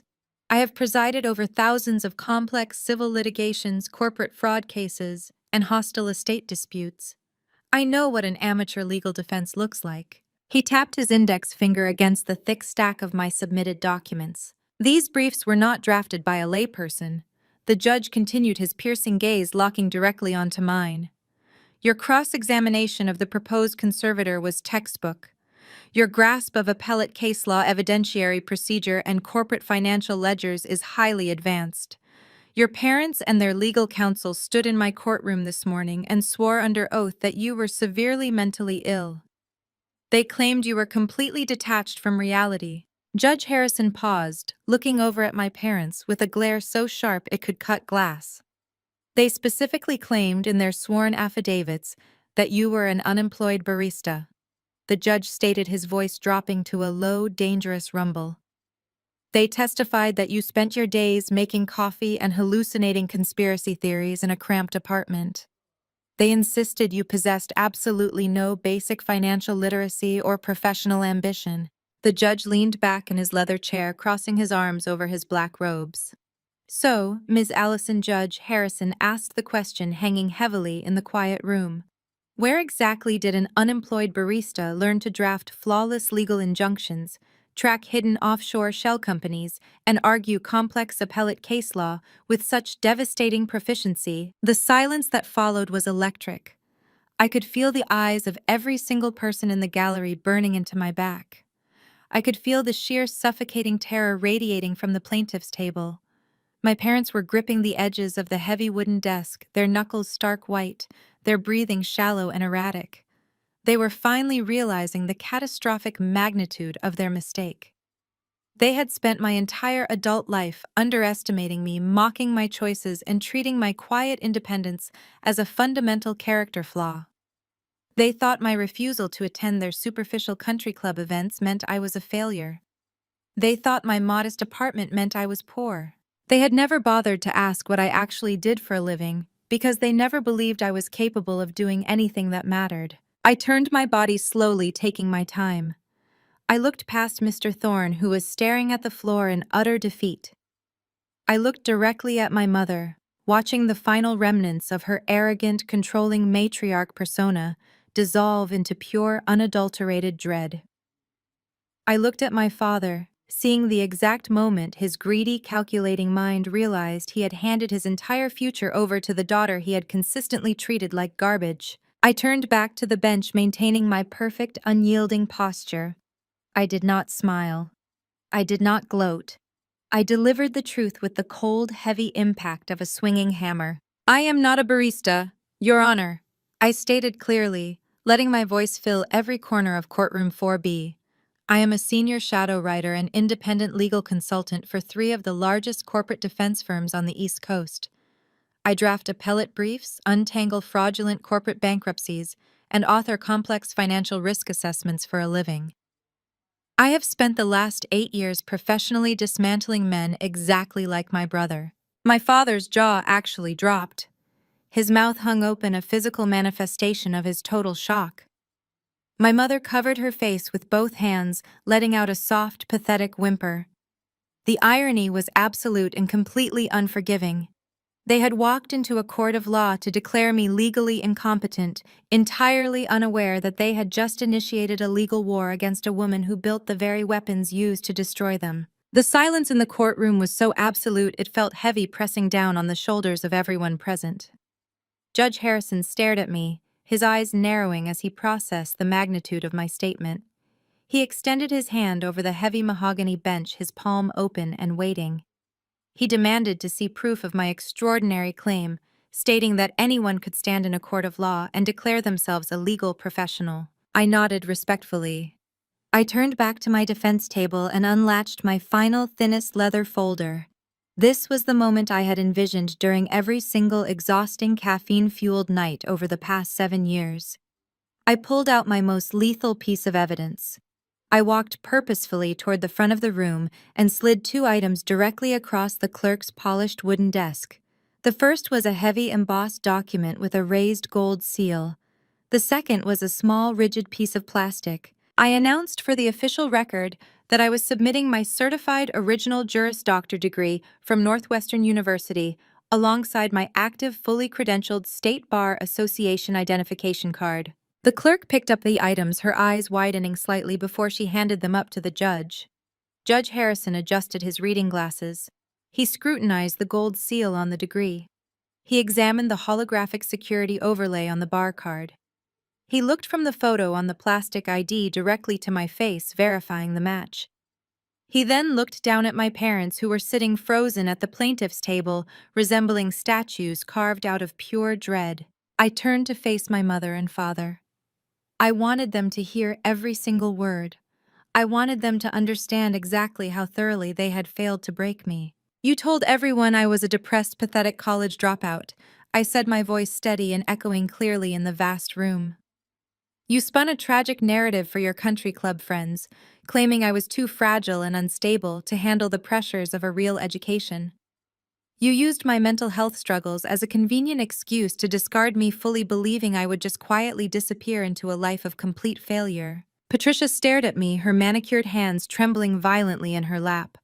Her mouth opened, but she could not formulate a single syllable. The reality of her colossal misjudgment was paralyzing her. But I did not disappear. I continued, taking a slow, deliberate step toward the plaintiff's table. When you cut me off and threw me out, I did not break. I transferred every single one of my undergraduate credits to a state university. I finished my bachelor's degree online while working full-time. And then I took the LSAT. I scored in the 99th percentile. I applied to law school, and I was accepted. My father, Richard, gripped the edge of the table so tightly his knuckles looked as though they might burst through his skin. His face was contorting with a toxic mixture of shock, confusion, and mounting fury. He could not comprehend how the daughter he deemed entirely worthless had accomplished something he heavily associated with elite status and superior intellect. For 4 years, I attended law school at night. I stated, laying out the undeniable timeline of my survival.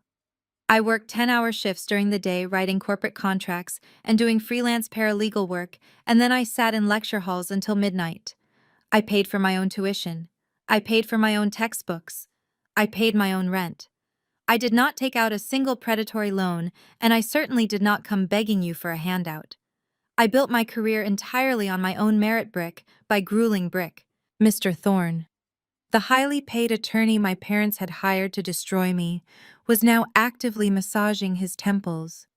He was looking at his own clients with a mixture of disbelief and intense professional anger. He had been hired to steamroll a helpless barista, only to find himself completely outmaneuvered by a seasoned appellate attorney who had just trapped his clients in a massive federal fraud conspiracy. He knew his career was teetering on the edge of a cliff. But why? My mother finally managed to choke out her voice, a fragile, raspy whisper. Why did you lie to us? Why did you let us believe you were still pouring coffee for minimum wage? I looked at her with absolute freezing clarity. Because it was the only way to protect myself from you. The blunt honesty of my answer hung in the air like a physical strike. If you had known I was a successful corporate attorney making a 6-figure salary, you would have never left me alone, I explained, completely dismantling her feigned maternal injury. You would have immediately demanded that I fund Bradley's lavish, catastrophic lifestyle. You would have expected me to bail out his failing tech company. You would have used guilt, emotional manipulation, and family obligation to drain my bank accounts, just like you drained Grandpa's trust. I let you believe I was an impoverished barista, because as long as you thought I was a failure, I was utterly useless to you financially. My supposed failure was my absolute best defense against your greed. A sharp gasp rippled through the public gallery. The few remaining journalists and legal clerks observing the hearing were furiously taking notes. The narrative had completely flipped. The helpless, mentally ill scapegoat was gone. In her place stood a strategic, highly intelligent woman who had successfully orchestrated a years-long counterintelligence operation against her own predatory family. My father could not handle the humiliation. The idea that his daughter had not only succeeded without him, but had actively outsmarted him, broke whatever fragile restraint he had left. The wealthy, authoritative patriarch persona violently shattered into a million pieces. Richard shot up from his chair. The heavy wooden legs of the seat scraped aggressively against the floorboards. His face was a dark, volatile shade of purple, the veins bulging prominently along the sides of his neck. He pointed a thick, shaking finger directly at my face, completely ignoring the judge sitting just feet away. "That is fake!" Richard roared, his voice booming with unhinged, desperate rage. "She is a liar. That bar card is a complete forgery. She does not have the brains to pass the bar exam. She is a college dropout who makes coffee. She is trying to trick this court." The sheer volume of his outburst startled everyone in the room. The bailiff immediately took a step forward, his hand resting instinctively on his utility belt, preparing to physically restrain my father. Judge Harrison reached for his gavel, his face darkening with absolute judicial fury at the blatant disrespect being displayed in his courtroom. But before the judge could strike the wooden block, I stepped forward. I did not raise my voice. I did not match his screaming, chaotic energy. I simply reached into my suit pocket, retrieved a secondary officially notarized document, and handed it calmly up to the judge. "I passed it on the first try, Dad," I said, my voice cutting through his screaming with lethal clinical precision.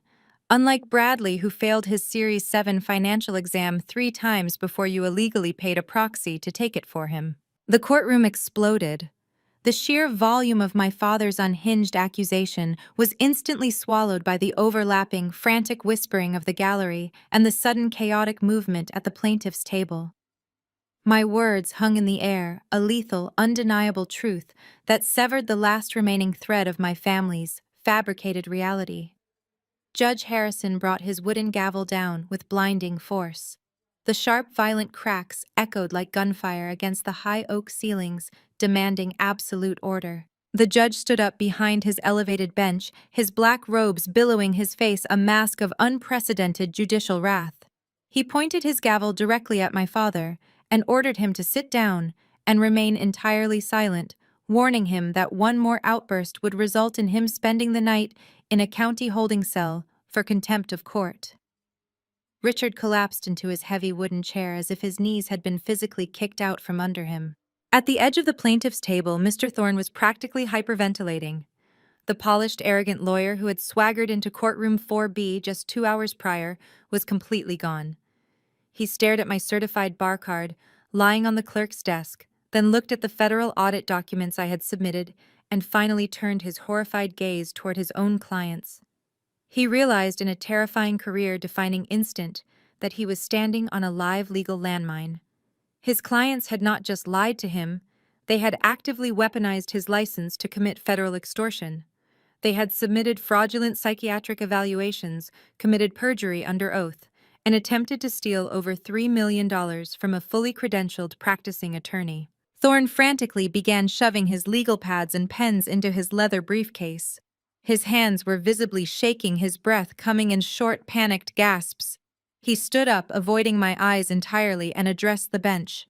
His voice cracked as he spoke, stripping away any remaining illusion of control. "Your Honor." Mr. Thorne stammered, gripping the edge of the table to steady himself. In light of this new and highly irregular evidence, the petitioners wish to immediately withdraw the conservatorship petition. We respectfully request a dismissal without prejudice. There has clearly been a profound, tragic family misunderstanding regarding my client's daughter's mental capacity and professional status. I had absolutely no prior knowledge of these federal audits or the audio recordings. I ask the court to dismiss this matter so the family can handle this privately. He wanted to run. He wanted to pack up his briefcase, walk out the heavy wooden doors, and pretend he had never met my parents. He was desperate to cut his losses and save his own law license from the radioactive fallout of my family's criminal conspiracy. "Not so fast," I said, my voice cutting through the tense air like a scalpel. I stood up from the defense table, stepping purposefully toward the center podium. I locked eyes with the judge, maintaining absolute, unwavering authority. "I formally object to a dismissal without prejudice, Your Honor." I stated clearly, ensuring every single syllable was captured by the court reporter. They do not get to drop this case and walk out the front doors just because their victim turned out to be bulletproof. I am not just defending against this baseless psychiatric petition. I am filing an immediate countersuit for attempted fraud, extortion, perjury, and malicious prosecution. My mother let out a sharp, breathless gasp, her hands flying to her mouth. She looked at me as if she were staring at a monster, completely unable to process the fact that the daughter she had deemed socially unfit and intellectually deficient was currently sealing all the exits. I addressed the bench with relentless precision. "The plaintiffs did not bring a family misunderstanding into this courtroom, Your Honor. They brought forged medical documents. They colluded with a corrupt psychiatrist who never once examined me. They committed perjury under oath. They utilized the legal system as a weapon to strip me of my civil rights and liquidate my trust fund to cover their own catastrophic financial failures." I motion for this court to freeze all of the plaintiff's personal and corporate assets pending a full criminal investigation.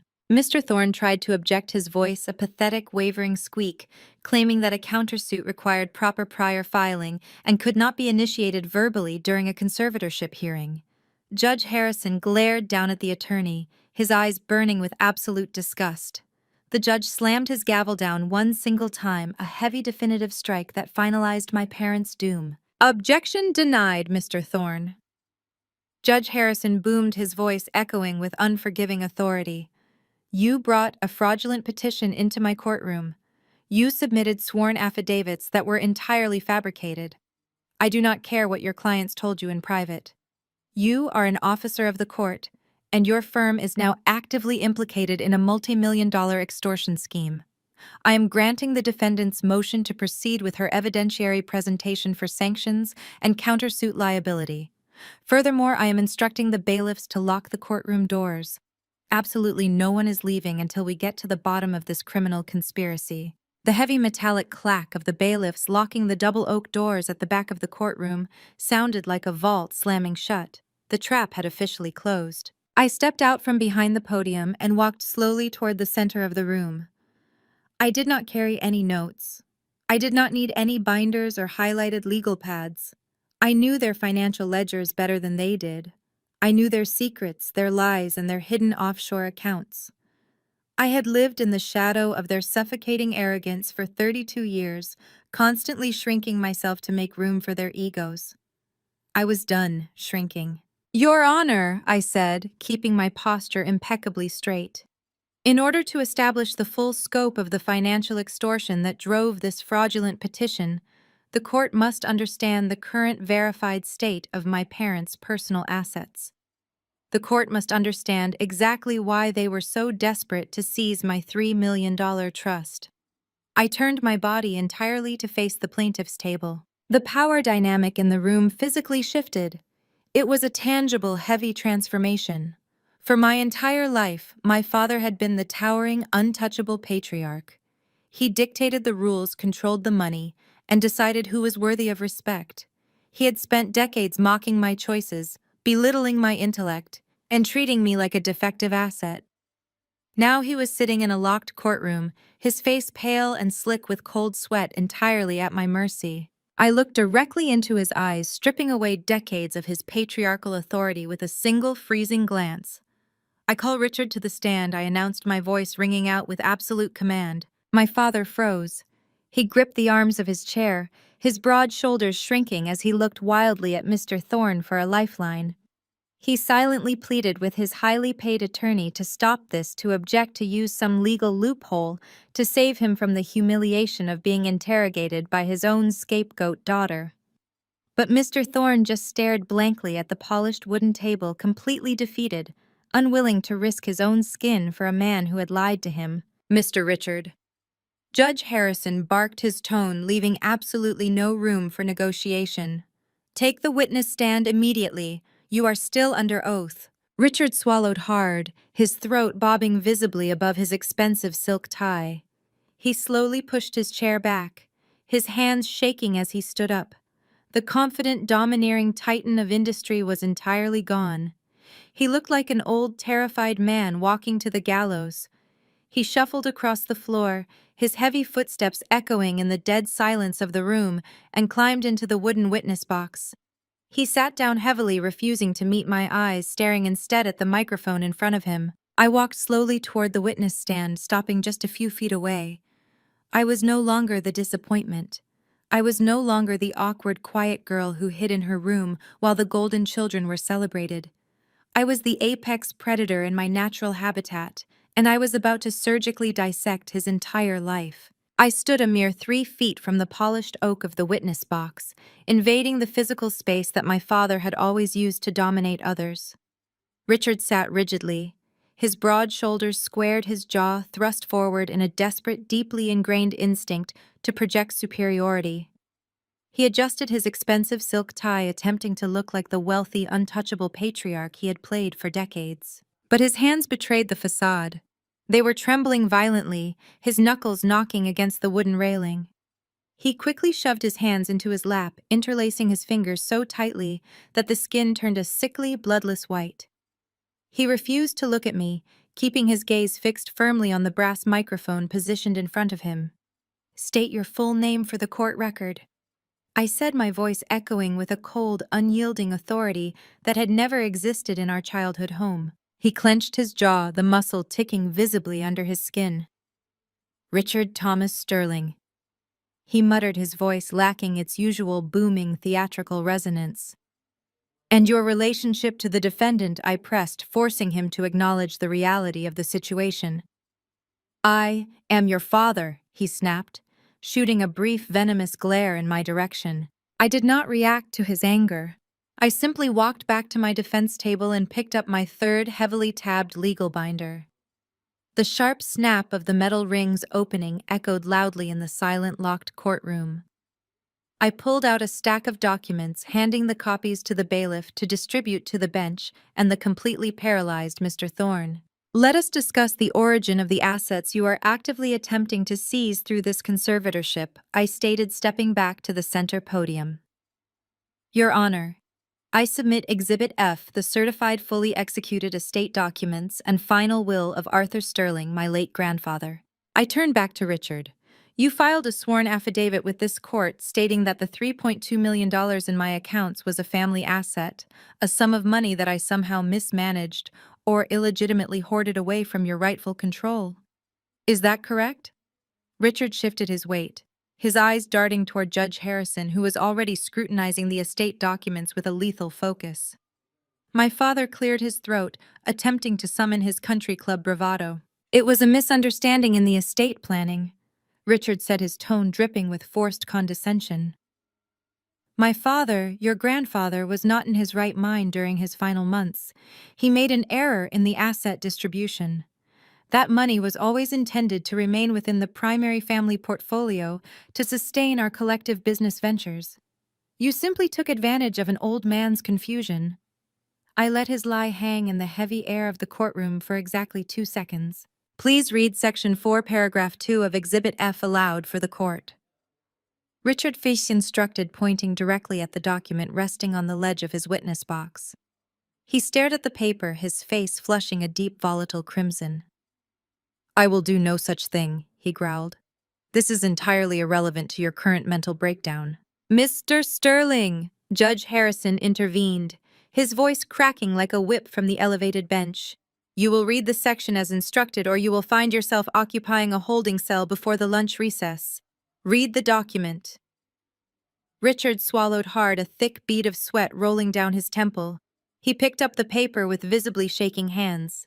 He cleared his throat twice before forcing the words out. "The entirety of my remaining liquid assets totaling $3.2 million shall be placed into an irrevocable trust." Richard read, his voice dropping into a humiliated, raspy whisper.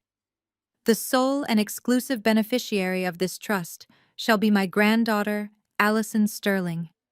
I explicitly and intentionally exclude my son Richard Sterling from any portion of this inheritance and revoke any prior power of attorney granted to him." I stepped away from the podium, closing the distance between us once again. "He explicitly and intentionally excluded you," I repeated, ensuring the words embedded themselves perfectly into the court record. "He did not make an error. He did not experience a lapse in judgment.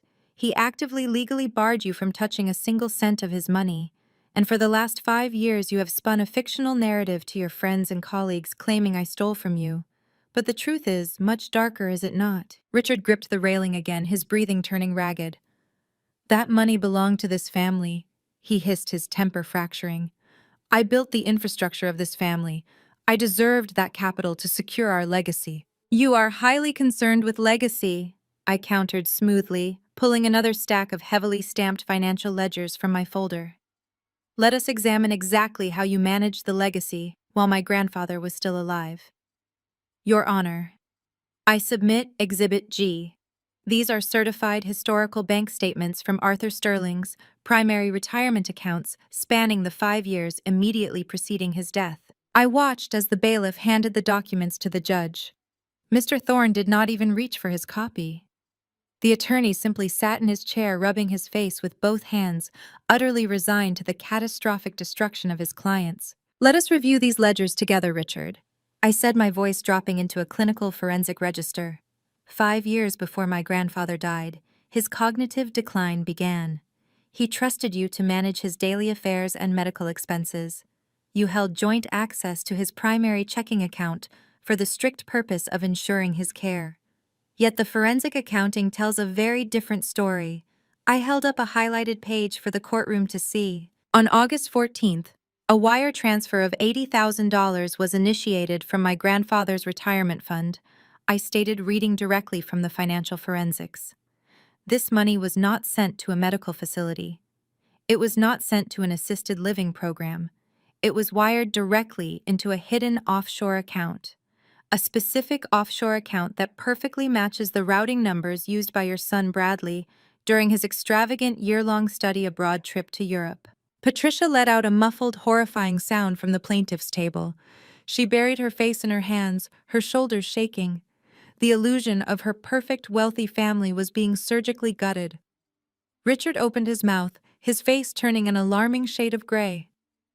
"You are taking this out of context," he stammered, his eyes wide with sheer panic. "Arthur wanted Bradley to experience the world. He authorized those educational expenses. I did not let him breathe. I immediately flipped to the next highlighted page. Educational expenses. I repeated, my tone freezing the room. Then perhaps you can explain the transaction on November 3rd of the following year. A direct withdrawal of $150,000 from my grandfather's high-yield savings account. This sum was transferred into a shell corporation registered in Delaware.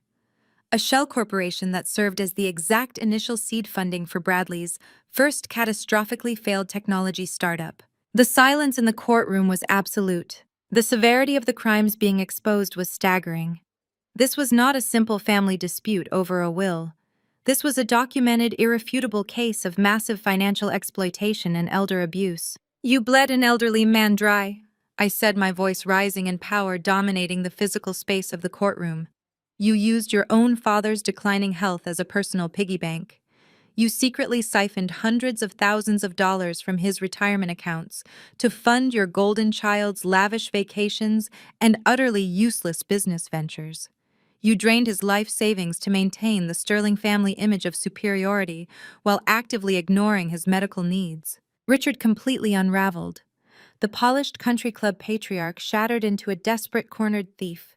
He leaned over the railing of the witness box, his face contorted with a volatile, defensive rage. "He was my father!" Richard shouted, his voice echoing violently off the oak walls, completely abandoning any legal strategy. "It was my money. It was always going to be my money. Bradley needed the capital to build a real legacy. You were just a quiet, useless girl, sitting in the corner drawing pictures. You never understood what it takes to build an empire. I did what I had to do to protect our status."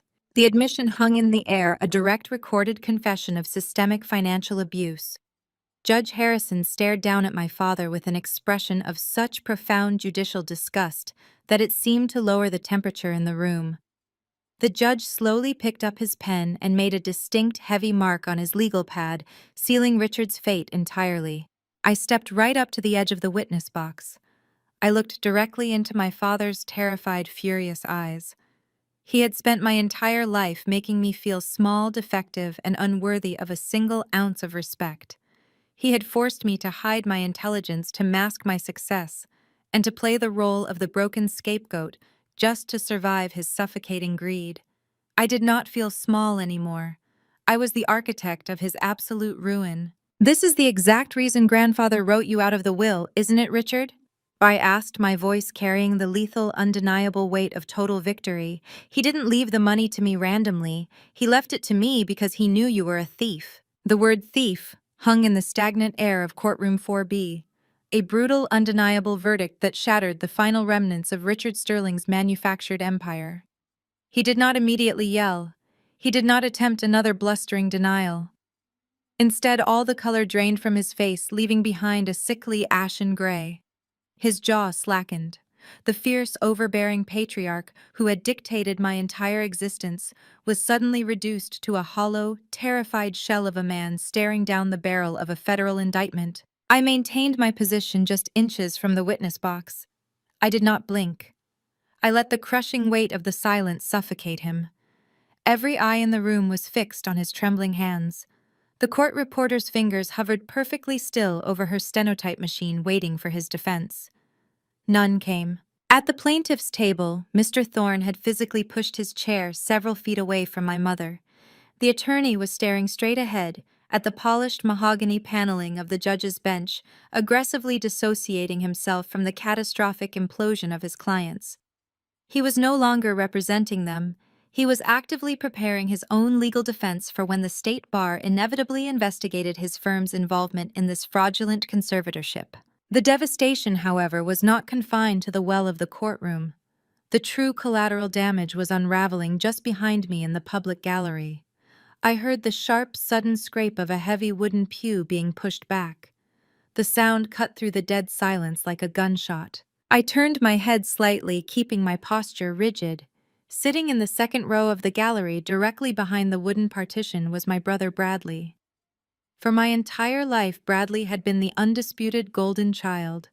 He was the brilliant entrepreneur, the charismatic heir apparent, the son who could do absolutely no wrong. He had swaggered into this courtroom earlier that morning wearing a bespoke Italian suit, flashing his perfect smile, fully expecting to watch his sister be declared legally incompetent so he could claim my $3 million trust fund to bail out his failing lifestyle. Now Bradley was slumped forward, his face buried in his hands. He was hyperventilating. He was not a brilliant tech visionary. He was a fraud whose entire life had been bankrolled by his father's systematic embezzlement of an elderly man's retirement savings. And worse, the paper trail I had just submitted to the court definitively proved that Bradley was the direct recipient of those stolen funds. He was legally implicated in elder financial abuse. But it was the woman sitting next to him who commanded the room's attention. Naomi Bradley's impeccably polished wife stood up. Her face, usually a masterclass in composed, wealthy indifference, was contorted in sheer, unadulterated horror. She was staring at the financial ledgers displayed on the court's evidence monitors. She was doing the math. Naomi was a sharp, calculating woman who came from old money. She had married Bradley under the strict assumption that he was a self-made tech genius, backed by a wealthy, reputable family. For the past 2 years, she had personally floated their mortgage and covered their extravagant country club dues because Bradley constantly claimed his capital was tied up in aggressive expansion. She had believed his endless excuses about delayed investor payouts and temporary liquidity issues. Looking at the indisputable forensic evidence I had just presented, the devastating truth crashed down on her. There were no aggressive expansions. There were no delayed investor payouts. The only capital Bradley had ever possessed was the blood money his father had siphoned from my grandfather's high-yield savings account. Bradley had lied to her every single day of their marriage. He had dragged her into a massive federal fraud conspiracy, and they were currently standing on the epicenter of absolute financial ruin. Naomi grabbed her designer handbag from the wooden bench. Her movements were sharp, erratic, and driven by pure panic. She did not look at her husband. She did not look at my mother, who was softly weeping at the plaintiff's table. She turned her back on all of them and began to step out into the center aisle. Bradley's head snapped up. The realization that his wife, his primary source of financial stability and social status, was walking away from him short-circuited his brain. The golden child panicked. He scrambled to his feet, knocking his knees violently against the wooden pew. He lunged over the low gallery partition, his arms shooting out with desperate, sloppy force. His fingers clamped down hard around Naomi's wrist, yanking her backward just as she took her first step down the aisle. "Naomi, wait!" Bradley pleaded, his voice a pathetic, wavering whine that echoed through the quiet courtroom. "Naomi, please, you have to wait. We can fix this. I can explain everything. It is not what it looks like. Please do not leave." The physical contact was a massive mistake. The moment his fingers closed around her wrist, a visceral wave of revulsion washed over Naomi's features. She did not shrink away. She did not cry. She looked down at his hand, gripping her skin with absolute glacial disgust. She braced her stance and yanks her arm away with disgusted force. The sudden violent movement broke his grip instantly, sending Bradley stumbling slightly against the wooden partition. "Don't ever touch me again," Naomi stated. Her voice was not a whisper. It was loud, piercing, and deliberately projected so that every single person in the courtroom, including the judge and the court reporter, heard the absolute finality in her tone. "I'm calling my lawyer." Bradley stood frozen, his arms still suspended in the air, his mouth hanging open in dumbfounded shock. He had spent his entire life being insulated from the consequences of his actions. Whenever he failed, Richard and Patricia had immediately swept in to clean up the mess, write the checks, and rewrite the narrative to ensure their precious son never had to face reality. But they could not write a check to fix this. Naomi turned on her heel, her posture rigid, her chin held high. She walked briskly down the center aisle of the courtroom. The sharp, rhythmic clicking of her heels against the polished floorboards sounded like the ticking of a countdown clock. She reached the heavy double oak doors at the back of the room. They were still securely locked per Judge Harrison's earlier orders. Naomi did not look back. She simply stared at the armed bailiff standing guard. Judge Harrison looked down from the bench. He observed the sheer terror radiating from the golden child, and the absolute disgust emanating from the departing wife. The judge gave the bailiff a single curt nod. The bailiff unlatched the heavy brass locks with a loud metallic clack. He pulled one of the massive wooden doors open just wide enough for her to pass. Naomi stepped out into the hallway without a backward glance. The heavy door slammed shut behind her, the final resounding thud sealing Bradley's fate. The golden child was left entirely abandoned by the one person who had actually loved and supported him. He sank back down onto the wooden pew, completely broken, burying his face in his hands as quiet, pathetic sobs began to shake his shoulders. I turned my attention back to the witness stand. Richard had watched the entire exchange unfold. He had watched his perfect daughter-in-law walk out the door. He watched his beloved, highly protected son crumble into a weeping, humiliated mess in a public gallery. He looked down at the devastating paper trail of his own embezzlement resting on the ledge in front of him. He was entirely cornered. The carefully constructed fortress of the Sterling family legacy had been incinerated in less than 20 minutes. There were no more lies to tell. There were no more scapegoats to blame. A normal man might have felt remorse. A normal father might have lowered his head, apologized for his crimes, and begged for mercy. But Richard Sterling was not a normal man.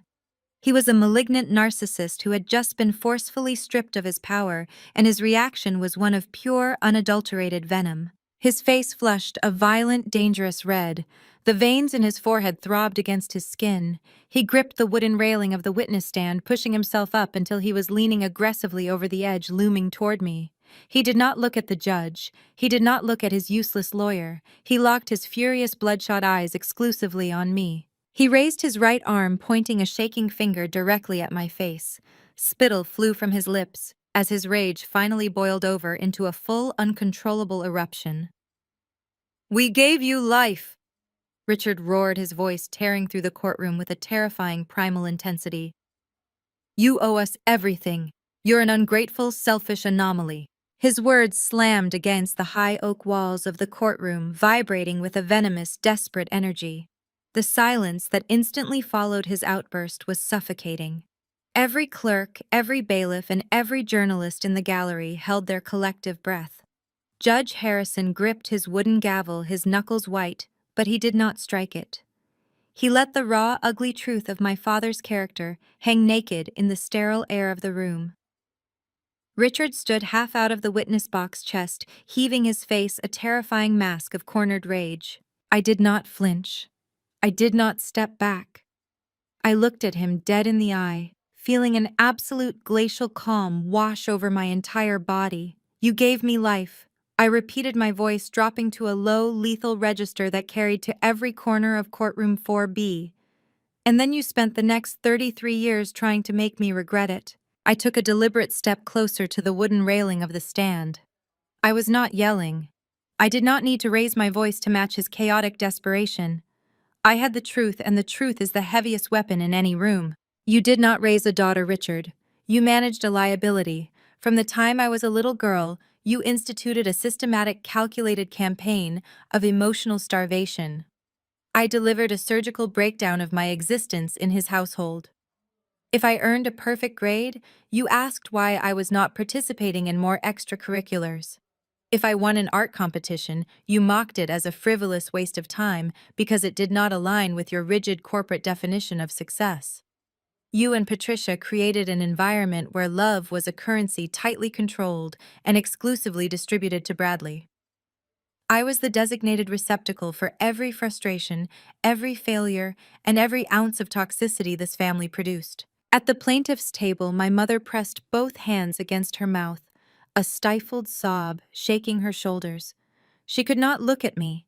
She could only stare blindly at the polished wood in front of her as I dismantled the illusion she had spent decades protecting. You gaslit me into believing my basic needs were character flaws. I continued my gaze locked onto Richard, who was slowly sinking back into his chair as the adrenaline of his outburst evaporated into pure terror. When I expressed hurt, you told me I was overly sensitive. When I pointed out your blatant favoritism, you told me I was delusional. You systematically eroded my grip on reality until I genuinely believed I was the broken one. You convinced me that my anxiety and my depression were inherent defects, rather than the direct psychological toll of surviving your constant emotional abuse. I paused, letting the weight of those 33 years settle over the court. The gallery was dead silent. The court reporter typed furiously, permanently cementing my father's failures into the public record. But your ultimate betrayal was not the emotional starvation, I stated, my voice hardening into a blade of pure ice. It is the sheer breathtaking audacity of what you attempted to do today. You walked into a court of law and weaponized the very mental health struggles you caused. You brought a fraudulent psychiatric petition before this judge, under the guise of paternal care. You stood under oath and swore I was a danger to myself. You tried to legally strip me of my bodily autonomy, my civil rights, and my independence. And you did it all because you mismanaged your stolen funds and desperately needed a fresh bank account to drain. Richard opened his mouth to speak, but nothing came out. His lips moved soundlessly. The color had completely left his face, leaving him looking hollow-aged and utterly defeated. He looked toward his attorney, but Mr. Thorne had completely turned his back to the witness box, busying himself with putting his laptop into his briefcase. There was no rescue coming. You thought I was weak because I chose peace over fighting with you, I said, delivering the words with a deadly calm that made Richard physically flinch. You mistook my silence for stupidity. But while you were busy buying luxury cars with money you didn't have to impress people who don't care about you, I was building an impenetrable fortress. I stepped away from the witness stand and walked back to the center podium addressing the judge while keeping my attention firmly on the man in the box. I spent 7 years sitting in the shadows of this family. I explained the reality of my long game finally coming to light. While you were hosting lavish country club dinners funded by a dead man's retirement account, I was in law school learning exactly how to track shell companies. While you were throwing thousands of dollars at Bradley's doomed startup ventures, I was studying federal tax codes, evidentiary procedure, and appellate jurisdiction. I did not just survive your abuse, Richard. I engineered a trap so perfectly calibrated to your arrogance that you walked right into it without ever checking the floorboards. I reached into my final folder on the podium and pulled out a single neatly stapled packet of documents. It was not thick, but it was the most dangerous piece of paper in the room. I handed it to the bailiff, who immediately carried it up to Judge Harrison. You called me an ungrateful anomaly, I said, looking back at my father. You screamed that I owe you everything. I let a cold, unforgiving smile touch my lips. I owe you nothing, I stated, the finality in my voice ringing like a closing bell. But you owe the IRS $400,000 in back taxes for the money you embezzled from Grandpa. And I already forwarded these exact files to the Federal Fraud Division yesterday morning. The courtroom practically vibrated with the impact of the statement. At the plaintiff's table, my mother let out a shrill, piercing wail, finally collapsing completely across the desk. Behind me in the gallery, Bradley let out a sickening groan, pulling his knees up to his chest as he rocked back and forth on the wooden pew. The lifestyle they had brutally defended, the status they had worshipped above their own flesh and blood, was mathematically and legally dead. Judge Harrison looked at the federal tax forms I had just submitted, then looked down at my father. The judge did not display an ounce of pity. "Mr. Sterling," Judge Harrison said, his deep voice slicing through the sounds of my mother's weeping. "Based on the overwhelming, irrefutable evidence presented today, I am not only denying your petition for conservatorship with extreme prejudice, but I am also freezing all personal, corporate, and trust assets tied to your wife's name, and your son's name, effective immediately."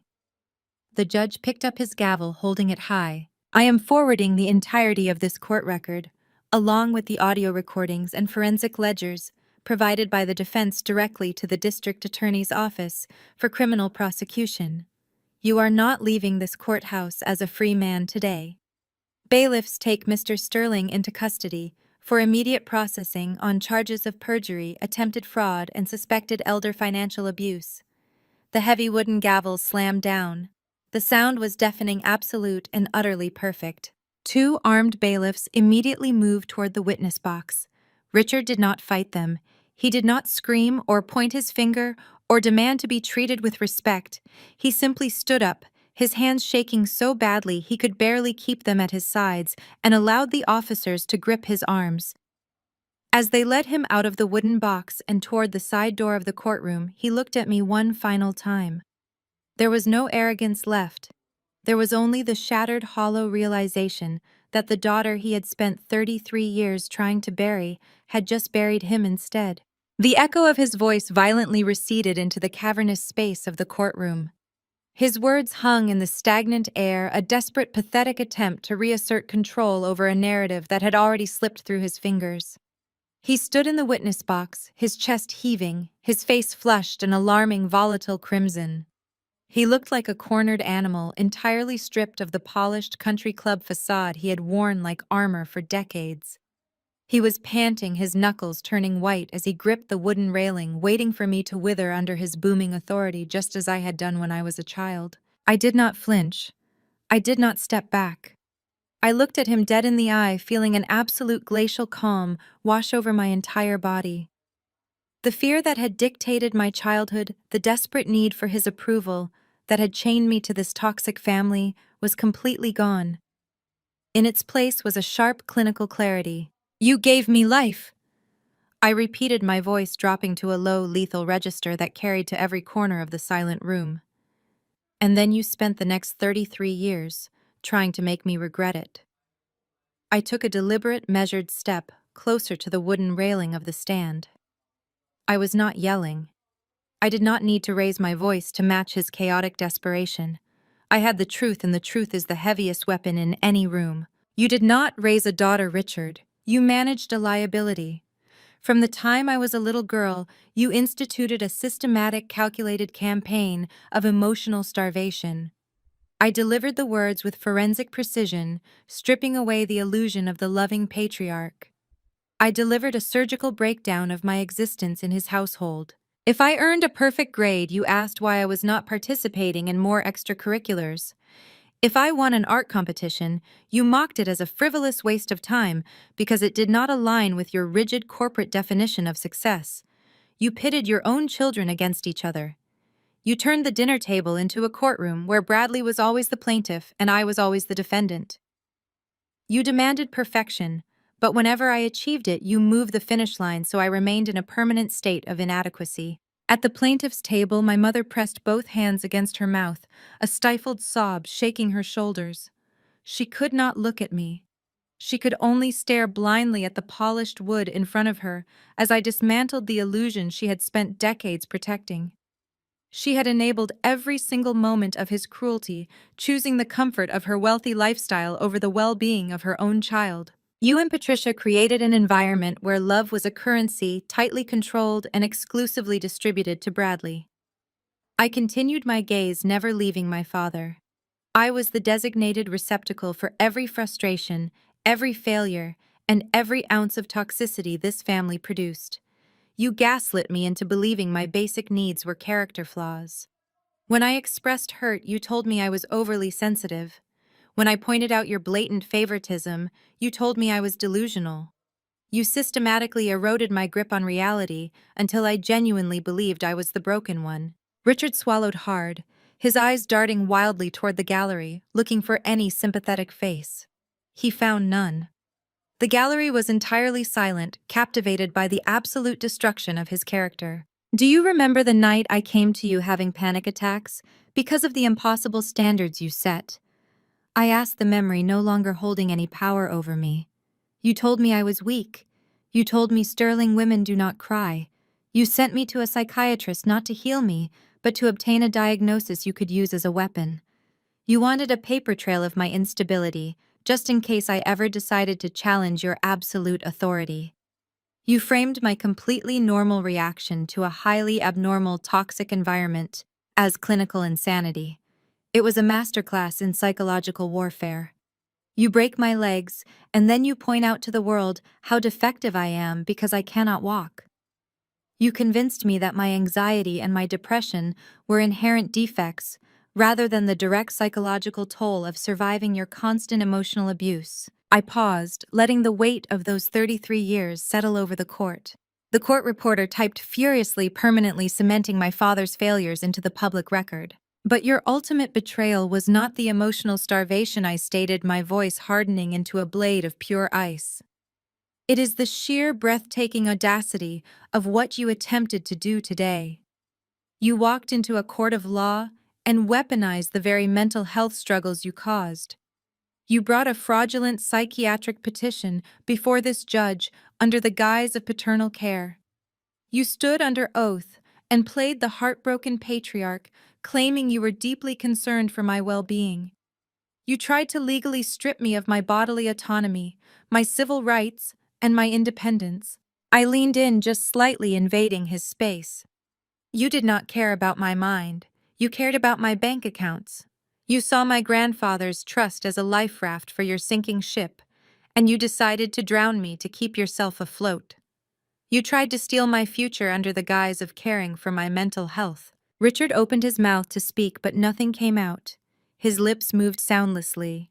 The color had completely left his face, leaving him looking hollow, aged, and utterly defeated. He looked toward his attorney, but Mr. Thorne had completely turned his back to the witness box, busying himself with putting his laptop into his briefcase. There was no rescue coming. You thought I was weak because I chose peace over fighting with you, I said, delivering the words with a deadly calm that made Richard physically flinch. You truly believed that because I stopped arguing, I had surrendered. You saw me sitting quietly in the corner at holiday dinners, sketching in my notebooks, avoiding your aggressive interrogations, and you thought you had successfully broken my spirit. You mistook my silence for stupidity. I stepped away from the witness stand and walked back to the center podium, addressing the room while keeping my attention firmly on the man in the box. What you failed to realize is that observant people see everything I explained, the reality of my long game finally coming to light. I watched you sweat when the market dipped. I watched you take private phone calls in the study. I watched you funnel cash into Bradley's accounts to cover up his catastrophic business failures. I watched the math stop making sense. When grandfather passed, you assumed I was too foolish to understand the complexities of estate law. You handed me heavily redacted ledgers and expected me to accept them with a grateful smile. I picked up the heavy legal binder from my table, the physical manifestation of my vengeance. But I'm not the naive girl you raised me to be. While you were busy buying luxury cars with money you didn't have to impress people who don't care about you, I was building an impenetrable fortress. I took those ledgers. I hired independent forensic accountants. I traced the wire transfers. I mapped the routing numbers. I tracked the exact flow of capital from Arthur Sterling's hard-earned legacy directly into your fraudulent shell corporations in Delaware and the Cayman Islands. I stared directly into his terrified eyes. Every time you sneered at my career, every time you demanded I hand over my power of attorney to you, I was quietly compiling a dossier of your federal crimes. I did not just survive your abuse, Richard. I engineered a trap so perfectly calibrated to your arrogance that you walked right into it without ever checking the floorboards. I reached into my final folder on the podium and pulled out a single neatly stapled packet of documents. It was not thick, but it was the most dangerous piece of paper in the room. I handed it to the bailiff, who immediately carried it up to Judge Harrison. "You called me an ungrateful anomaly," I said, my tone echoing with absolute finality. "You screamed that I owe you everything." I let a cold, unforgiving smile touch my lips. "I owe you nothing," I stated, the words ringing like a closing bell. "But you owe the IRS $400,000 in back taxes for the money you embezzled from Grandpa. And I already forwarded these exact files to the Federal Fraud Division yesterday morning.